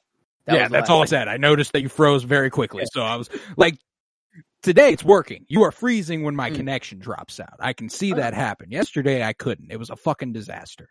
But nevertheless, that shot of Gallows guy holding the gun up, and it's in focus, but everyone else around him is not. That's something that Rodrigo Prieto is so fucking good at as a director of photography. Like rooms full of faces.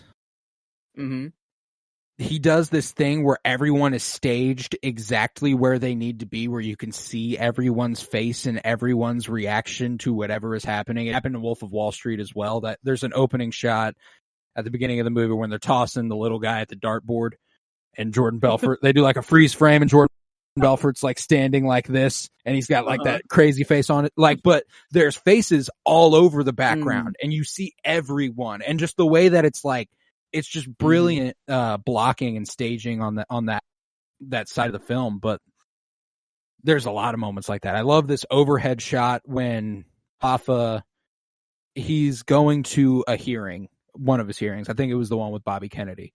And it's this overhead shot. The crowd is just following him, and you watch them enter screen left, and then watch them like do this like little like maneuver, and you just see all the people walk with him, and it's just it's so satisfying. It's just small moments like that that make a good movie great, you know? And I think that's something that this movie does really well.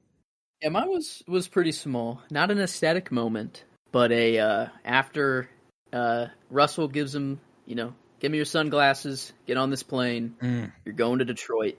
It's this very long, it just sticks on like De Niro looking out the window of the airplane at the car where Russell's still sitting in there.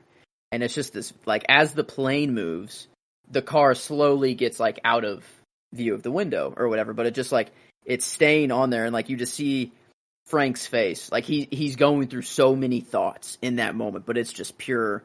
All you hear is like the roar of the, you know, the plane's engine, or like the pilot's doing stuff, clicking stuff, but like it is just like Frank is staring down Russell like in the car. And like, why do you ask him for his sunglasses? I don't know if is there a reason, you know? Like, is just to show the simplicity of like, you're there and you're back, you know, like I'm taking your sunglasses, I'm giving it back to you when you get back. Yeah, my money is on that. It's just a movie choice to be like, you know, there's That's a good question. I think that you're right, though. Like I'm not gonna just the lie. simplicity of taking them, giving them back. After he kills Hoffa and he goes back to Russell, I was like, oh my God, that's right. Like, this was just get on a plane, go kill him, come back, and then boom. Like, whenever he gets back in the car, I'm like, oh my God, he was waiting there the whole time. Like, he was just like, we should be back in 3 hours is what he said, like to the girls or whatever. No, we're going to Detroit, or you're going to Detroit. You know, the girls are staying here, whatever. We'll be back within 3 hours or whatever, which is just great. I think maybe that's probably it, just to show like how little of time passed and how little Russell really, you know, it's like, hey, just give me your sunglasses. You know, you're going to kill probably one of your best friends, but give me your sunglasses before you go, you know, whenever you're about to be above the clouds and you would need them more than in the car. You know, I feel like in a plane, I don't know. Yeah, no, it's good. I'm trying to think of a practical reason beyond just the simplicity of it, like just the, you know, bang, bang. That's all that happened. You know, like maybe it's just he knows Frank will listen to him, and he's seeing if he like will trust everything right before he's about to go do this. You know, like just this simple doesn't matter, but like a last like check is like, okay, yeah, he's gonna do this sort of thing. I don't know, because I had a lot of doubts. Like, I guess I didn't know the story at all, the history. Like I didn't know. So, like, I didn't even know if Jimmy Hoffa died at all. Maybe in the movie. Did it even say, because sometimes it's like, shot 8 times in the head. Shot, you know, or whatever, like, whenever it shows up a new person. Right. They never do that for Hoffa. Okay. No. I but think so. I will say, and this isn't something I caught till my recent viewings, the very first thing you see whenever he's like, you know, back then I thought that, you know, house painters painted houses. Or what did I know? And then it cuts to a gun shooting somebody in the back of the head. It's him killing Hoffa. That's the first thing they show you in the movie. At the beginning of the movie? Yeah. That's Hoffa's kill? Yeah, they don't show his face. They cut to the wedding invitation. And then he goes, it was all set up around this wedding. You know, like he's like, it was all set up around the wedding between Bill Buffalino's kid, and so like he never says like it's the story of how he killed Jimmy Hoffa, and rewatching it with bearing in mind that when we flash to him taking Russ in the car and his wives and you know them stopping and pulling over, they're on their way to kill Jimmy Hoffa. Wait. Oh. The entire time. They're on their way to the wedding, but eventually the story catches up timeline-wise, and it's to kill Jimmy. That's right. Okay, that does make sense. So when you rewatch it, the tension that's sort of built through those flashbacks, or not flashbacks, but like what you think is like the present, you know, going to the... Because that's what I know it's technically the past because he's telling the story from the end of his life. But the pivotal moment is the killing of Jimmy. Like that's the kind of the present. If that's the present, like that's when that happens. You know, they eventually come to a stop where he gets on the phone and he calls Hoffa and he's like, you know, like you gotta arrange this meeting. And then he calls him back a little later. He's like, yeah, Tony Jack set it up. Everybody loves Tony Jack. I trust Tony Jack. Everybody loves Tony. You know, I that was so good. And man, just the hesitance like on Hoffa, like through every step. You know, like who makes a man wait 40 minutes? You know, he's pissed and he's like, they're like, get in the car, and it's like his son's car, but he's still like, just doesn't seem a little fishy. I mean, it's probably smelling the fucking fish. He's like, damn, this is a fishy situation we got going on here. Well, and then you realize that not only do it, but they needed something to get Hoffa there. Even his son wasn't enough to convince him to get in the car.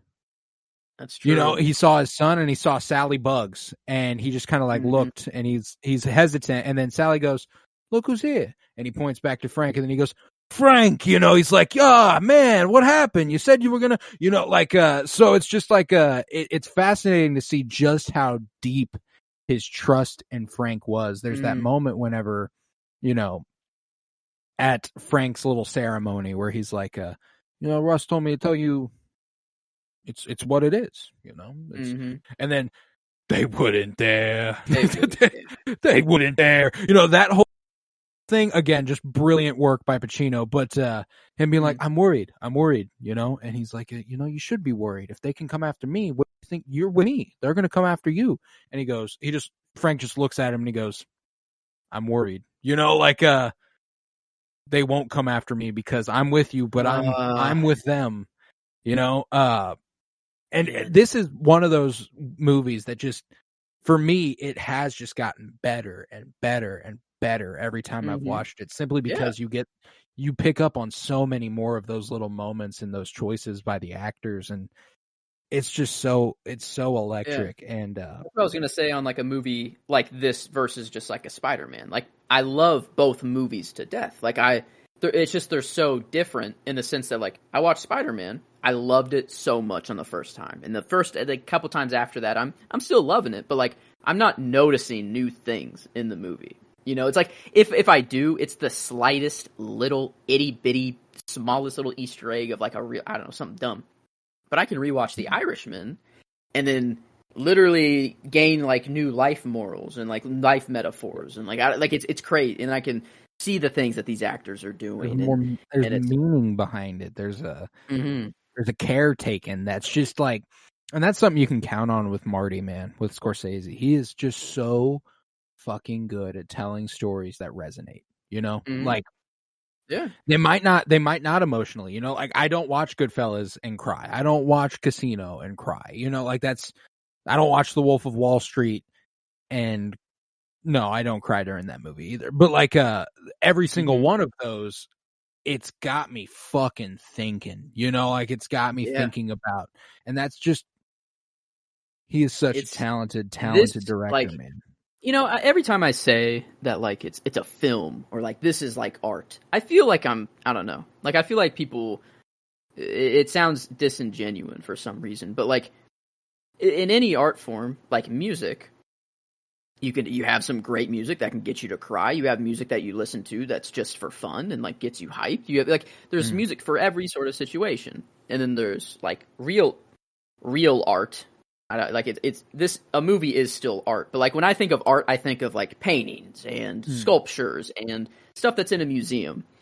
But movies are kind of like the combination of both, of music and like kind of real art. It's real art, paintings, whatever, is how you just decorate space or how you decorate a canvas, whatever. Music is how you decorate time, and a movie combines both of them. You need music, you need visuals, you need a whole lot of stuff, and I've like fallen in love with just movies in general ever since like we started, just probably the 52-year journey. Like, ever since then, it's just been like a slow creep of like, man, movies are like really something really special, like a time capsule of the time.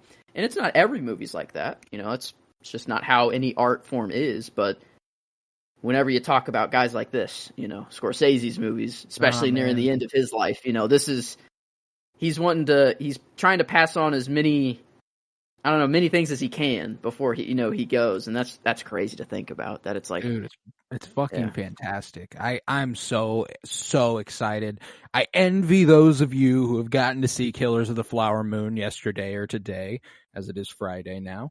And Killers is officially out. We're seeing it on Sunday in IMAX for a nice little 4-hour outing. Very, very hibernation excited. Until then, I don't want to know anything until I see this movie. Yes. I can't wait. No, I think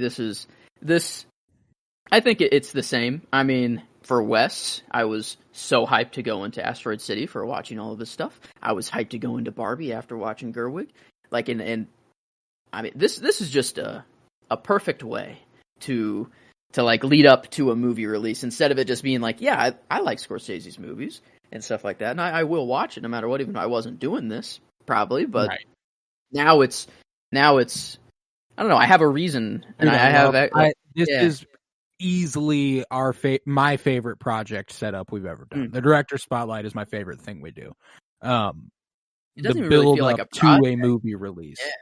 Yeah, it doesn't even Dude, feel like a fuck project. no. It just feels like what I should do up to a movie's release. Yeah, it almost feels like studying that I Yeah. want to partake in. I am Martin Scorsese 101 right now, maybe 102, maybe we've gone up a notch, I don't know. We covered the basics, we hit Taxi Driver, True. we hit Goodfellas, we hit The Departed, we hit Wolf of Wall Street, we've done all of that. Mhm. Oh yeah. We got a pretty good coverage of Scorsese, and that's I don't know, it's and we covered like I think 10 Scorsese's, 11 with Killers of the Flower Moon. There's still 14 other movies in his filmography that we can cover in anticipation of the next one, so like we've got a lot to look forward to, and I'm so very, very happy, and I'm comfortable in stating that as of now, ahead of Killers of the Flower Moon, Marty's most recent movie is my favorite of his movies. The Irishman is my favorite Scorsese flick heading into Killers, and I would love for that to change. I would love if Killers tops it. But I expect it'll age similar to The Irishman for me. I expect I'll watch it and I'll be like, yeah, that was awesome. 7, I'm like, this is one of my favorite movies. This is a great fucking movie. One of the best I've ever seen. This is 7th in his filmography. That's something I fully anticipate. And then maybe a couple years down the line, it'll rise the list because, yeah, man, I just couldn't believe it when I watched it the other night, and I was something changed. I was like I said at the beginning, I watched this 6 months ago and it didn't change my opinion of the movie. I was like, oh yeah, that was cool. I liked that. Got through it again. But I'm like so confident this is my favorite Scorsese movie now. I mean, it's number 3 on my list. I did give it the bump over After Hours for me. That was the one that I was like hesitant to give it the bump over, but after thinking about it more, I'm like, yeah, okay. I mean, I watched After Hours. I did not think about it for days afterwards. And I will definitely come back to The Irishman before I do After Hours. The only 2 I have above are Gangs of New York and Wolf of Wall Street. And I need to revisit a few of those and like before the day rolls around here, because I have watched the only one outside of our setup here that I've watched recently is Taxi Driver. And I watched The Color of Money a few weeks back, probably a couple months back now, but he's still got so many fucking movies I haven't watched, man. Like it's a nuts. Deep filmography. It's just like West too. It's like there just has to be one at the bottom. It's like none of these are bad movies at all. But some of them I think are a league above. I think there could be some tiers put in here, but it'd probably be 2 tiers. It'd probably be like, oh my fucking god, and like masterpiece of a movie. I feel like that's just kind of the 2 tiers we got. But yeah, I put it at 3. I feel like Wolf of Wall Street's just up there, just because I don't know. That's a fun movie. It's funny. I don't know. It's a whole different kind of movie. But I don't think I could get as much out of Wolf of Wall Street as I can The Irishman. So I see it possibly taking 2, but Gangs of I don't know. I really liked Gangs of New York when that one came. Like that was the one I was least expecting of in the project. I was like, it was the Little Women of Scorsese movies. Yeah, exactly. That's the perfect analogy. It was it's maybe not to that degree. I think Little Women did that more probably. But Gangs was pretty close to being like, holy shit, like wow, I did not expect this whatsoever. I'm excited to, after we knock out our Killers episode, to go through and reveal the list in its entirety. I know if you've been listening and you're paying attention through the last couple weeks, you could probably piece together the list. But it'll be fun to actually go and rank officially with Killers involved. But yeah, man. I guess I've only got 10 under my belt from Scorsese, 11 after Killers. And yeah, I got some to go. I guess I have a little bit of time. Maybe that hibernation could be spent instead of asleep, just ingesting more Scorsese. Got to get some more Scorsese under the belt. Can't go wrong there. Cannot go wrong there. But man, The Irishman. Do we have any remaining thoughts on The Irishman? I took some notes briefly last night. You know, I did want to shine some light on another underrated performance from this movie. Ray Romano as Bill Buffalino. I think he's fucking fantastic. As the lawyer, whenever he's sitting down with De Niro at the beginning of the movie, and he's like, I'm not going to tell anybody, did you? I'm here to defend you. At the end of the day, I'm here to defend you. Did you do it? Like, he's like, well, I work hard for them when I'm not stealing from them, That's crazy that's what it started out as. Just some cows. For some steaks. The first time we see him, like, act as muscle when Razor's like, where's the money? And he's like, he said something about his mother. He's his mother died. His mother's died 10 times in the last fucking 10 years. All right, hold on a second. He runs inside in his little robe and he comes back out. He's like, don't use it. Just show it to him. And then he's like, get in the fucking car. That whole thing. And when he like punches him in the stomach and stuff, like, just, I love De Niro in this movie, man. I love when he's sitting down with Harvey Keitel. I think you picked this as your favorite scene earlier. And he's like, what are you doing out here? And De Niro like kind of sits there, and then he starts laughing, and he goes, bombing out a lawn. He's like, I gotta tell this guy the truth. I can't lie to him. But he's like, I was bombing out a place. Fucking funny. What a man. line. Oh, well, wouldn't you know? Some guy has some stake in that laundromat. And that guy's me. And then you see Frank just like, oh fuck, like, shit. That I loved that scene. The jury tampering montage where Hoffa's sitting there eyeing everybody, and then they cut to how they would manipulate them. Yes, each one of them. Like they could have gone on any all. They had something on all of them. And that's crazy. Like that is crazy. Like I just want to keep pointing out little parts. When they're about to go pick up Hoffa for his assassination, and there's that fish thing in the back. Mm.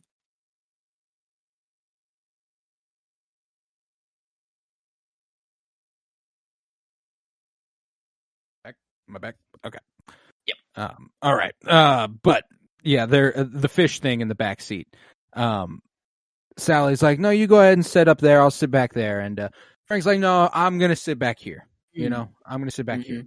It's because we've watched 3 times in the movie Sally Buggs strangle a guy in the front seat. Frank's like, I will not be sitting in front of you, Sally. How about you get in the front fucking seat? That's yeah. It really did kind of seem that they were setting up to kill Frank, though. Like, and that's it really like, did. and I think he was like, maybe Hoffa is right. Maybe if he's in trouble, I'm in trouble. Maybe that's why I got sent here.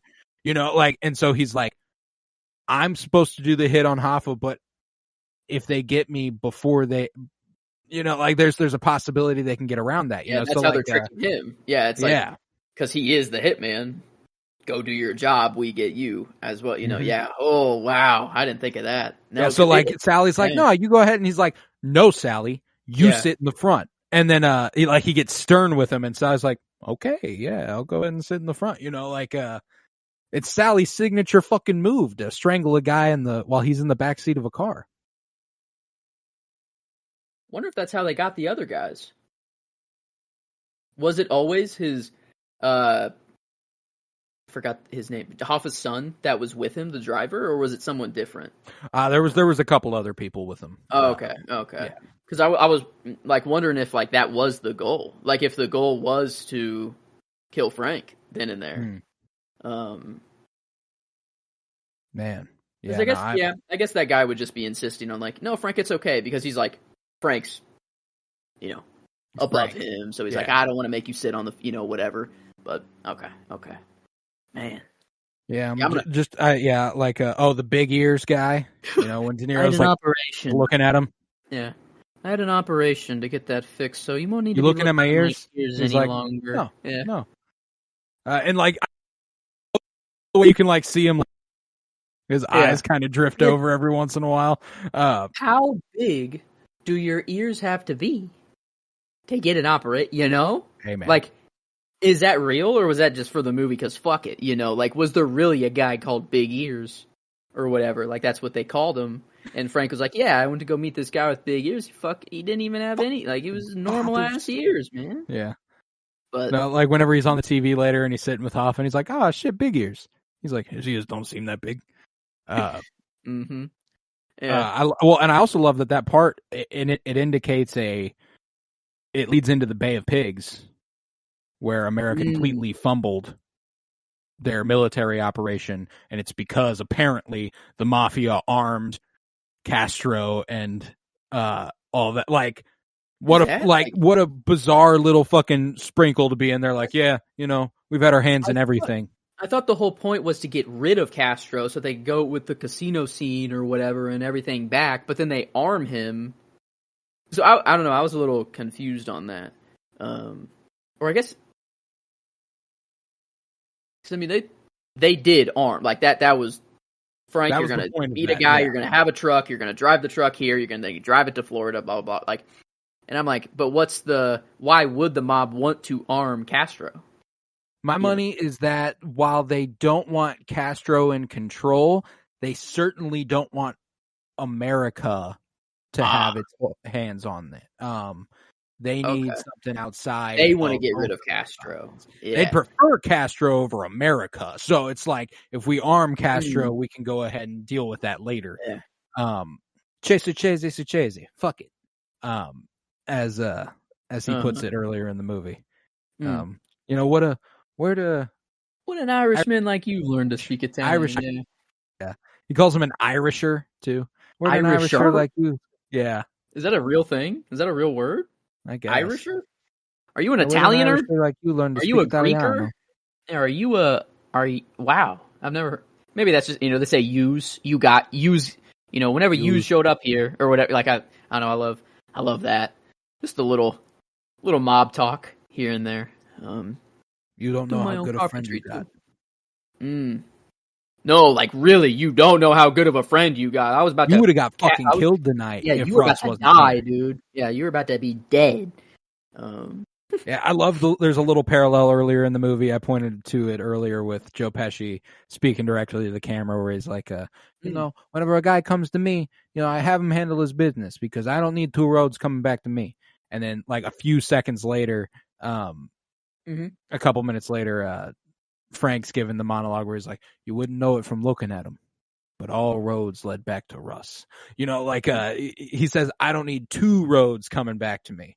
And then Frank's like, all roads come back to Russ. Like, he runs everything, you know? And, man, I could watch this movie again tonight if I wanted. I won't, but I could. Yeah. I'm going to have some self-restraint. It's 3.5 hours. It's a big commitment. This is true. You could watch 2 Wes movies, or maybe even 3, possibly. I don't know, some short, maybe 2 and a short. Possibly. But no, not a knock to the movie. That's for sure. A lot of people will be afraid of the 3.5 hour runtime, but it does not hurt the movie whatsoever. No, not one bit. I think it helps it. I think this movie needed 3.5 hours, which is like, it felt like. I don't think it felt like 3.5. I mean, it did feel it's long. A long movie. You feel the length, to be sure. Like Casino, to compare it to Casino, which is also a 3-hour movie, I think Casino flies by you a lot faster than The Irishman. I think that The Irishman is something you were supposed to sit with, though. Like, you were supposed to. Yeah, it made that last moment feel so. The suspense is building the whole movie to Jimmy's assassination, and then once that's done, it's like, I mean, bang, bang. I mean, it really just like. It's moving. They're getting old. They're dying. They're in prison. The little game of telephone between Tony Salerno and Hoffa leading up to his death, where Frank goes and sits with Tony, and then he tells him something, and he goes back to Hoffa. He's like, here's what he said, man. This is what he said. This is what he's got. He's like, oh, fuck him. And he's like, okay, well, Tony, you know what Hoffa said? He said, fuck him. Yeah, it's like... like, that's the... Frank being like, no, I really think you should tell him, you know, like, he just told me to tell you this, and now you're going to make me go back and tell him, you know, it's like, no, go ask your mother, no, go ask your father, go ask your, you know, it's like the classic, you know, back and forth there, but, no, this, I'd say, off the first viewing, it's number 3, I'd say this is one likely to take the tippy top of the mountain if Killers doesn't, like, do that right away, I don't know, I don't want to go in thinking that it's going to. No, I But mean, Scorsese's just got a filmography like that. Like, there's no telling. It could, like I said, it could be one of the greatest movies you ever seen and land top 8. Like, that's what we're rocking with here. Like, and that's how fucking fantastic he is. And this is a movie he wants to make as well. Like, this isn't this is a story he wants to tell, and he's at that point now. You know, man, I think he's kind of reached many different points of history with Scorsese. You know, we're getting everything. Just a lot of it's like the shittiness of America, though, which is kind of hilarious. Right. But the truth, you know, this is like, obviously there's some stuff that's dramatized and stuff, but the big events that happened, I mean, that shit really, I mean, Jimmy Hoffa disappearing, the dude didn't go to Argentina. The dude didn't, you know, he's not still living. Once the dude has disappeared, he's gone. Like, he's dead. There's no kidnapping done with him, you know. It's like, people knew he was gone and he was, you know, whatever, but pretty surefire that he was gone for good. But man, yeah, this, I don't know. I'm gonna have to. I think I'll probably save the next watch until after Killers, probably.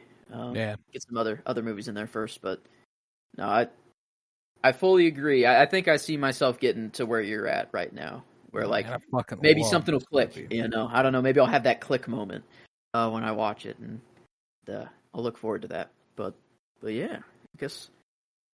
Speaking pretty well of the movie, I think it's going to rate pretty well. If I had to guess, I'm just trying to understand how a person can buy a fish and not know what kind of fish it was. A salmon, a cod. I just want to know all these things. So if somebody asks me, I can explain it. You know, like what kind of reasoning is that? You know, like I'm so nosy that I need to know what fish you bought, who you were buying it for, what you didn't even know what kind of fish it was. Yeah, what a weird conversation. I guess. Ooh, maybe that just like normalizes the situation. They're just talking about a fish and a fish market, but what's really happening is they're picking up that dude's father for Frank to go, you know, and it's like, it's just a normal, that's just, it's business, you know, to them. But, ooh, man, now that is, I don't know, maybe I'll just watch the end of it, you know? Like, maybe I just, is that, like, that's selling it short, though. I have that problem. Yeah. Anytime I want to watch a specific part of a movie, I end up going like, might as well watch the whole fucking movie then. If I like, because I'm like, I know how much I like that part, but is the reason I like that part because of everything building up? Because of all the build up. Yeah, probably. Probably. Yeah. You know? You got to experience all of it to get the impact, and that's just the way it is. But this is true. Now, this is going to fare well. In our rating, I'm confident it'll do quite well. I'm thinking the enjoyment. I mean, I liked Gangs of New York. That's the highest we've given a Scorsese, a 9. I'm there or above. For this one. Yeah, me too. Enjoyment wise, and so if we're above the 9 range, Darjeeling Limited, it's like a 9.75. Up there. Let's see, 9.25 Isle of Dogs, 9.75 Asteroid City, 9.75 Grand Budapest, Tenet 9.25, Dunkirk a 9.5, Oppenheimer a 9.5. Is this an Oppenheimer? I like it more than Oppenheimer. I'm at a 9.75. Me. That's where I'm at, zero doubt about it. And if you are not there, that's okay. I will invoke the first 𝗠𝗎. If you're not there, I will do it. I kind of just don't want to be there so we can use a 𝗠𝗎, but I kind of agree at the same time, and it's like no, and like here's the thing, it'd be a 9.5 or a 9.75. Yeah, is the I'm thing. Like that's my thing. Is that it's easily my favorite of the Scorsese movies we've covered, and like I said, it's my favorite Scorsese movie overall. And then it becomes comparing it to the previous movies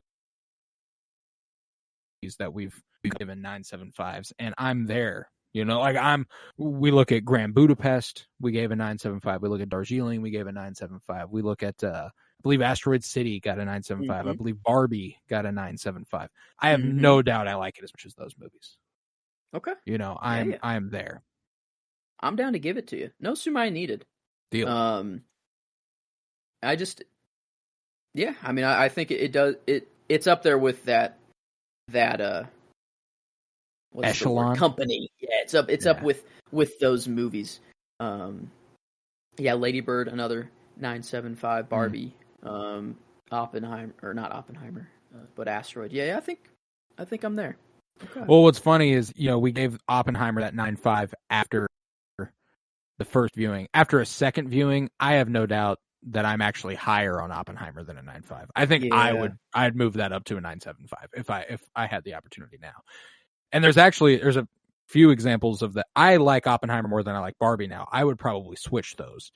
Yeah, that's true. I haven't had the opportunity to watch Oppenheimer a second time, but man, I'm I don't know. It's probably not coming out on anything streaming or VOD for quite a while. I don't know. We got physical releases in a month though. They're doing 4K and Blu-ray November 21st. It was announced just a couple days ago.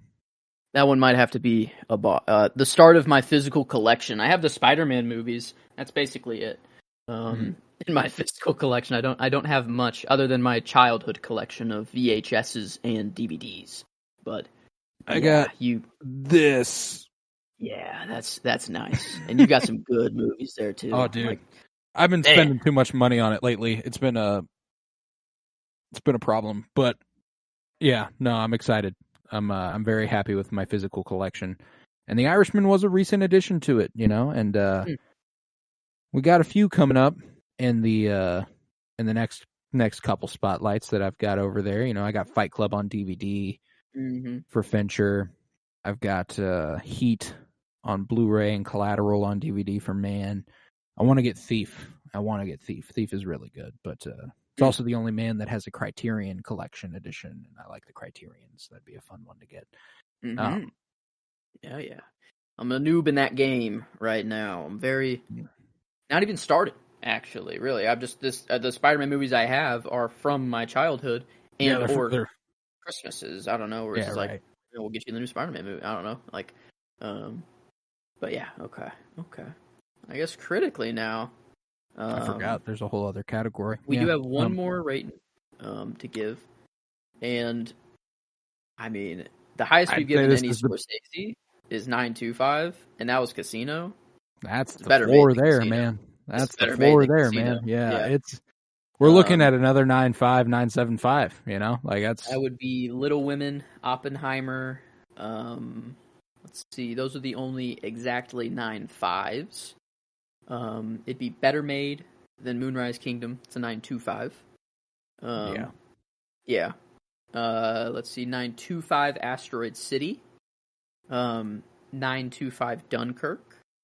Have we only given a 9.75 critically to Grand Budapest Hotel? That's what it looks like. Yeah. I'm not seeing any other 7. Yeah, that's it. Only 9.5s and 9.25s. I think it's there. This is like Scorsese's version of Grand Budapest. Yeah, I think so. I'd be willing to. This might be 9.75s across the board and go ahead and tie Grand Budapest for our top one yet. This is it. This is if I could point to Scorsese's best made movie, at least that I've watched so far. I don't know. There could be one out there, but I don't know. I don't know if it's going to top this one. This is, it's character development at its finest. The actors are acting their asses off. The direction is perfect. The cinematography is amazing. Everything is good. I don't think there's the only gripes people have is the de-aging, and I think that was flawless. So I think it was great. Yeah. So what do I know? More the nitpick. Solidarity. Oh, dude, come on. That might be the line, actually. Solidarity. Say it with me. What we need is unity. We need solidarity. That whole thing, fucking love it. I love it. But yeah, man, 9.75s across the board. Has been since we score that high. Few months back now. Grand Budapest. That's it. What even gets Oppenheimer 9.5? But I guess if that we were to might up it, maybe even that might end up being a 9.75s across the board. Like that movie is so fucking good. I gotta see that again. Yeah, Little Women, that was up 9.67. So that's because the weight we put on the critical. Yeah, that's actually that's second place or tied for or third place, but in second place of the numbers, however you want to say that. But man, yeah, I didn't expect The Irishman to be the Grand Budapest of Scorsese. Man, but I'm so there. good. I love me some Grand Budapest. That's for sure. I love me that movie, and this joins that company. It I does. have no doubt It about belongs it. there. So the intention was there, The intention was there. But with that, we will conclude our Scorsese director spotlight, at least the anticipatory pod. Mm-hmm. We've got one thing to wrap it up, and that is The Killers of the Flower Moon. And if I recall, I might be like, I was thinking about that earlier, thinking about De Niro and Scorsese not having worked together in a long time. And this is the first Scorsese movie with his two headliners. This is the first Scorsese movie with both Leo and De Niro. That's very nice. Yes. Is Shutter Island the last time he worked with Leo? No, Wolf of Wall Street. That did come in between. That's right. Okay. What was that? Yeah, Wolf of Wall Street was, because 10 years ago, which is crazy. Wow. That's 2013? Yeah. Oh my God. Okay. That's crazy. But yeah, first getting them both together, that's going to be really nice. Yeah, I don't want to go in thinking too much, but I mean, this is the man right here. It is the guy. Kind of here. So Marty, greatest director of our time and the time before us, I would argue. But yeah, man, yeah. Holy fuck, that's just I'm in so a couple fucking days. excited. Holy shit, yeah. But Whoa! we'll have to wait until then, I guess. Solidarity.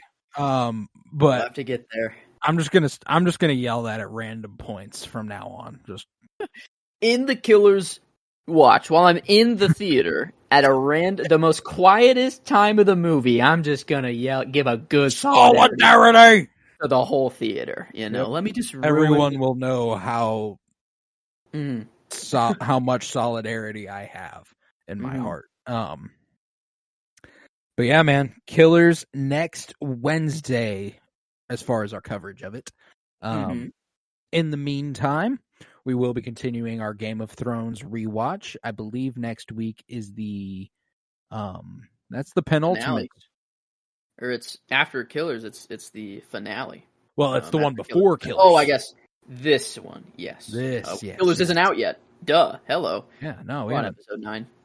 But yeah, we've got 2 episodes left in season 5, and we're getting near the end. We're getting near the end of that project. In the grand scope of things, we're past the halfway point by a good margin. Now. Oh yeah. But yeah, we got so much to look forward to. Next Friday, we will be back on our comic book movie journey through film bullshit with 𝗬𝗍𝗲 Barnett returning to talk some Iron Man. We're kicking off the MCU. I'm very excited for that. It's a great episode, and I'm so very excited for you to hear it. Yeah, and then after Scorsese, we're on to the Fincher director spotlight. We're going to do some Fight Club and The Social Network in anticipation of the Netflix release of The Killer, which will be a weird one. It'll be the first anticipatory pod we're doing in anticipation of a Netflix release and not a theater experience. So, we'll see how much that changes things for us. I wonder how weird that'll be. But well, at least we don't have to worry about someone ruining the experience. Yeah, at least you can have it in the peace and quiet of your own home. At least there's that. But yeah, lots to look forward to. If you would, head to patreon.com/PennyBloomPod, where you'll find over 50 hours of exclusive content.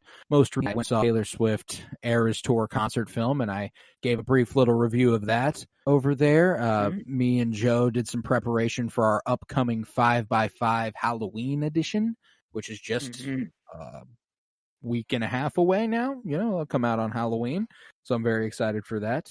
We're doing 5 top 5s, 5 undead movies, 5 occult movies, 5 monster movies, 5 Halloween-y movies, and our top 5 costume designs of all time. And all that'll be packed into one episode, and it'll be a great time. That's on Halloween for you.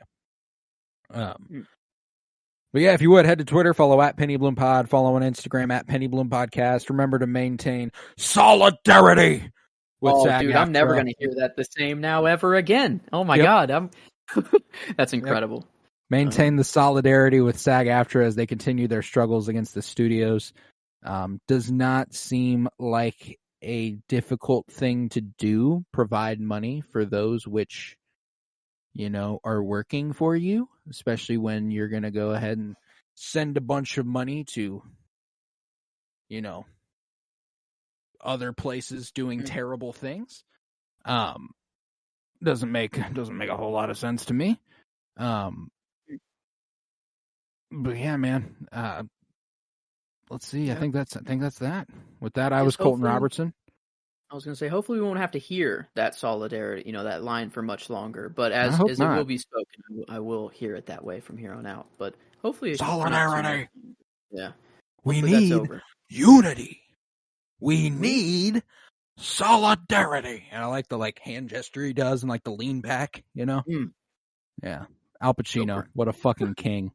But yeah, I was Colton Robertson. I was joined by Joseph George. Thank you very much, homie. Oh, thank you for having me. It's always a pleasure to be here. Oh, and it's always a pleasure to have you. And remember, peace, love, and bloom. And I heard you paint houses.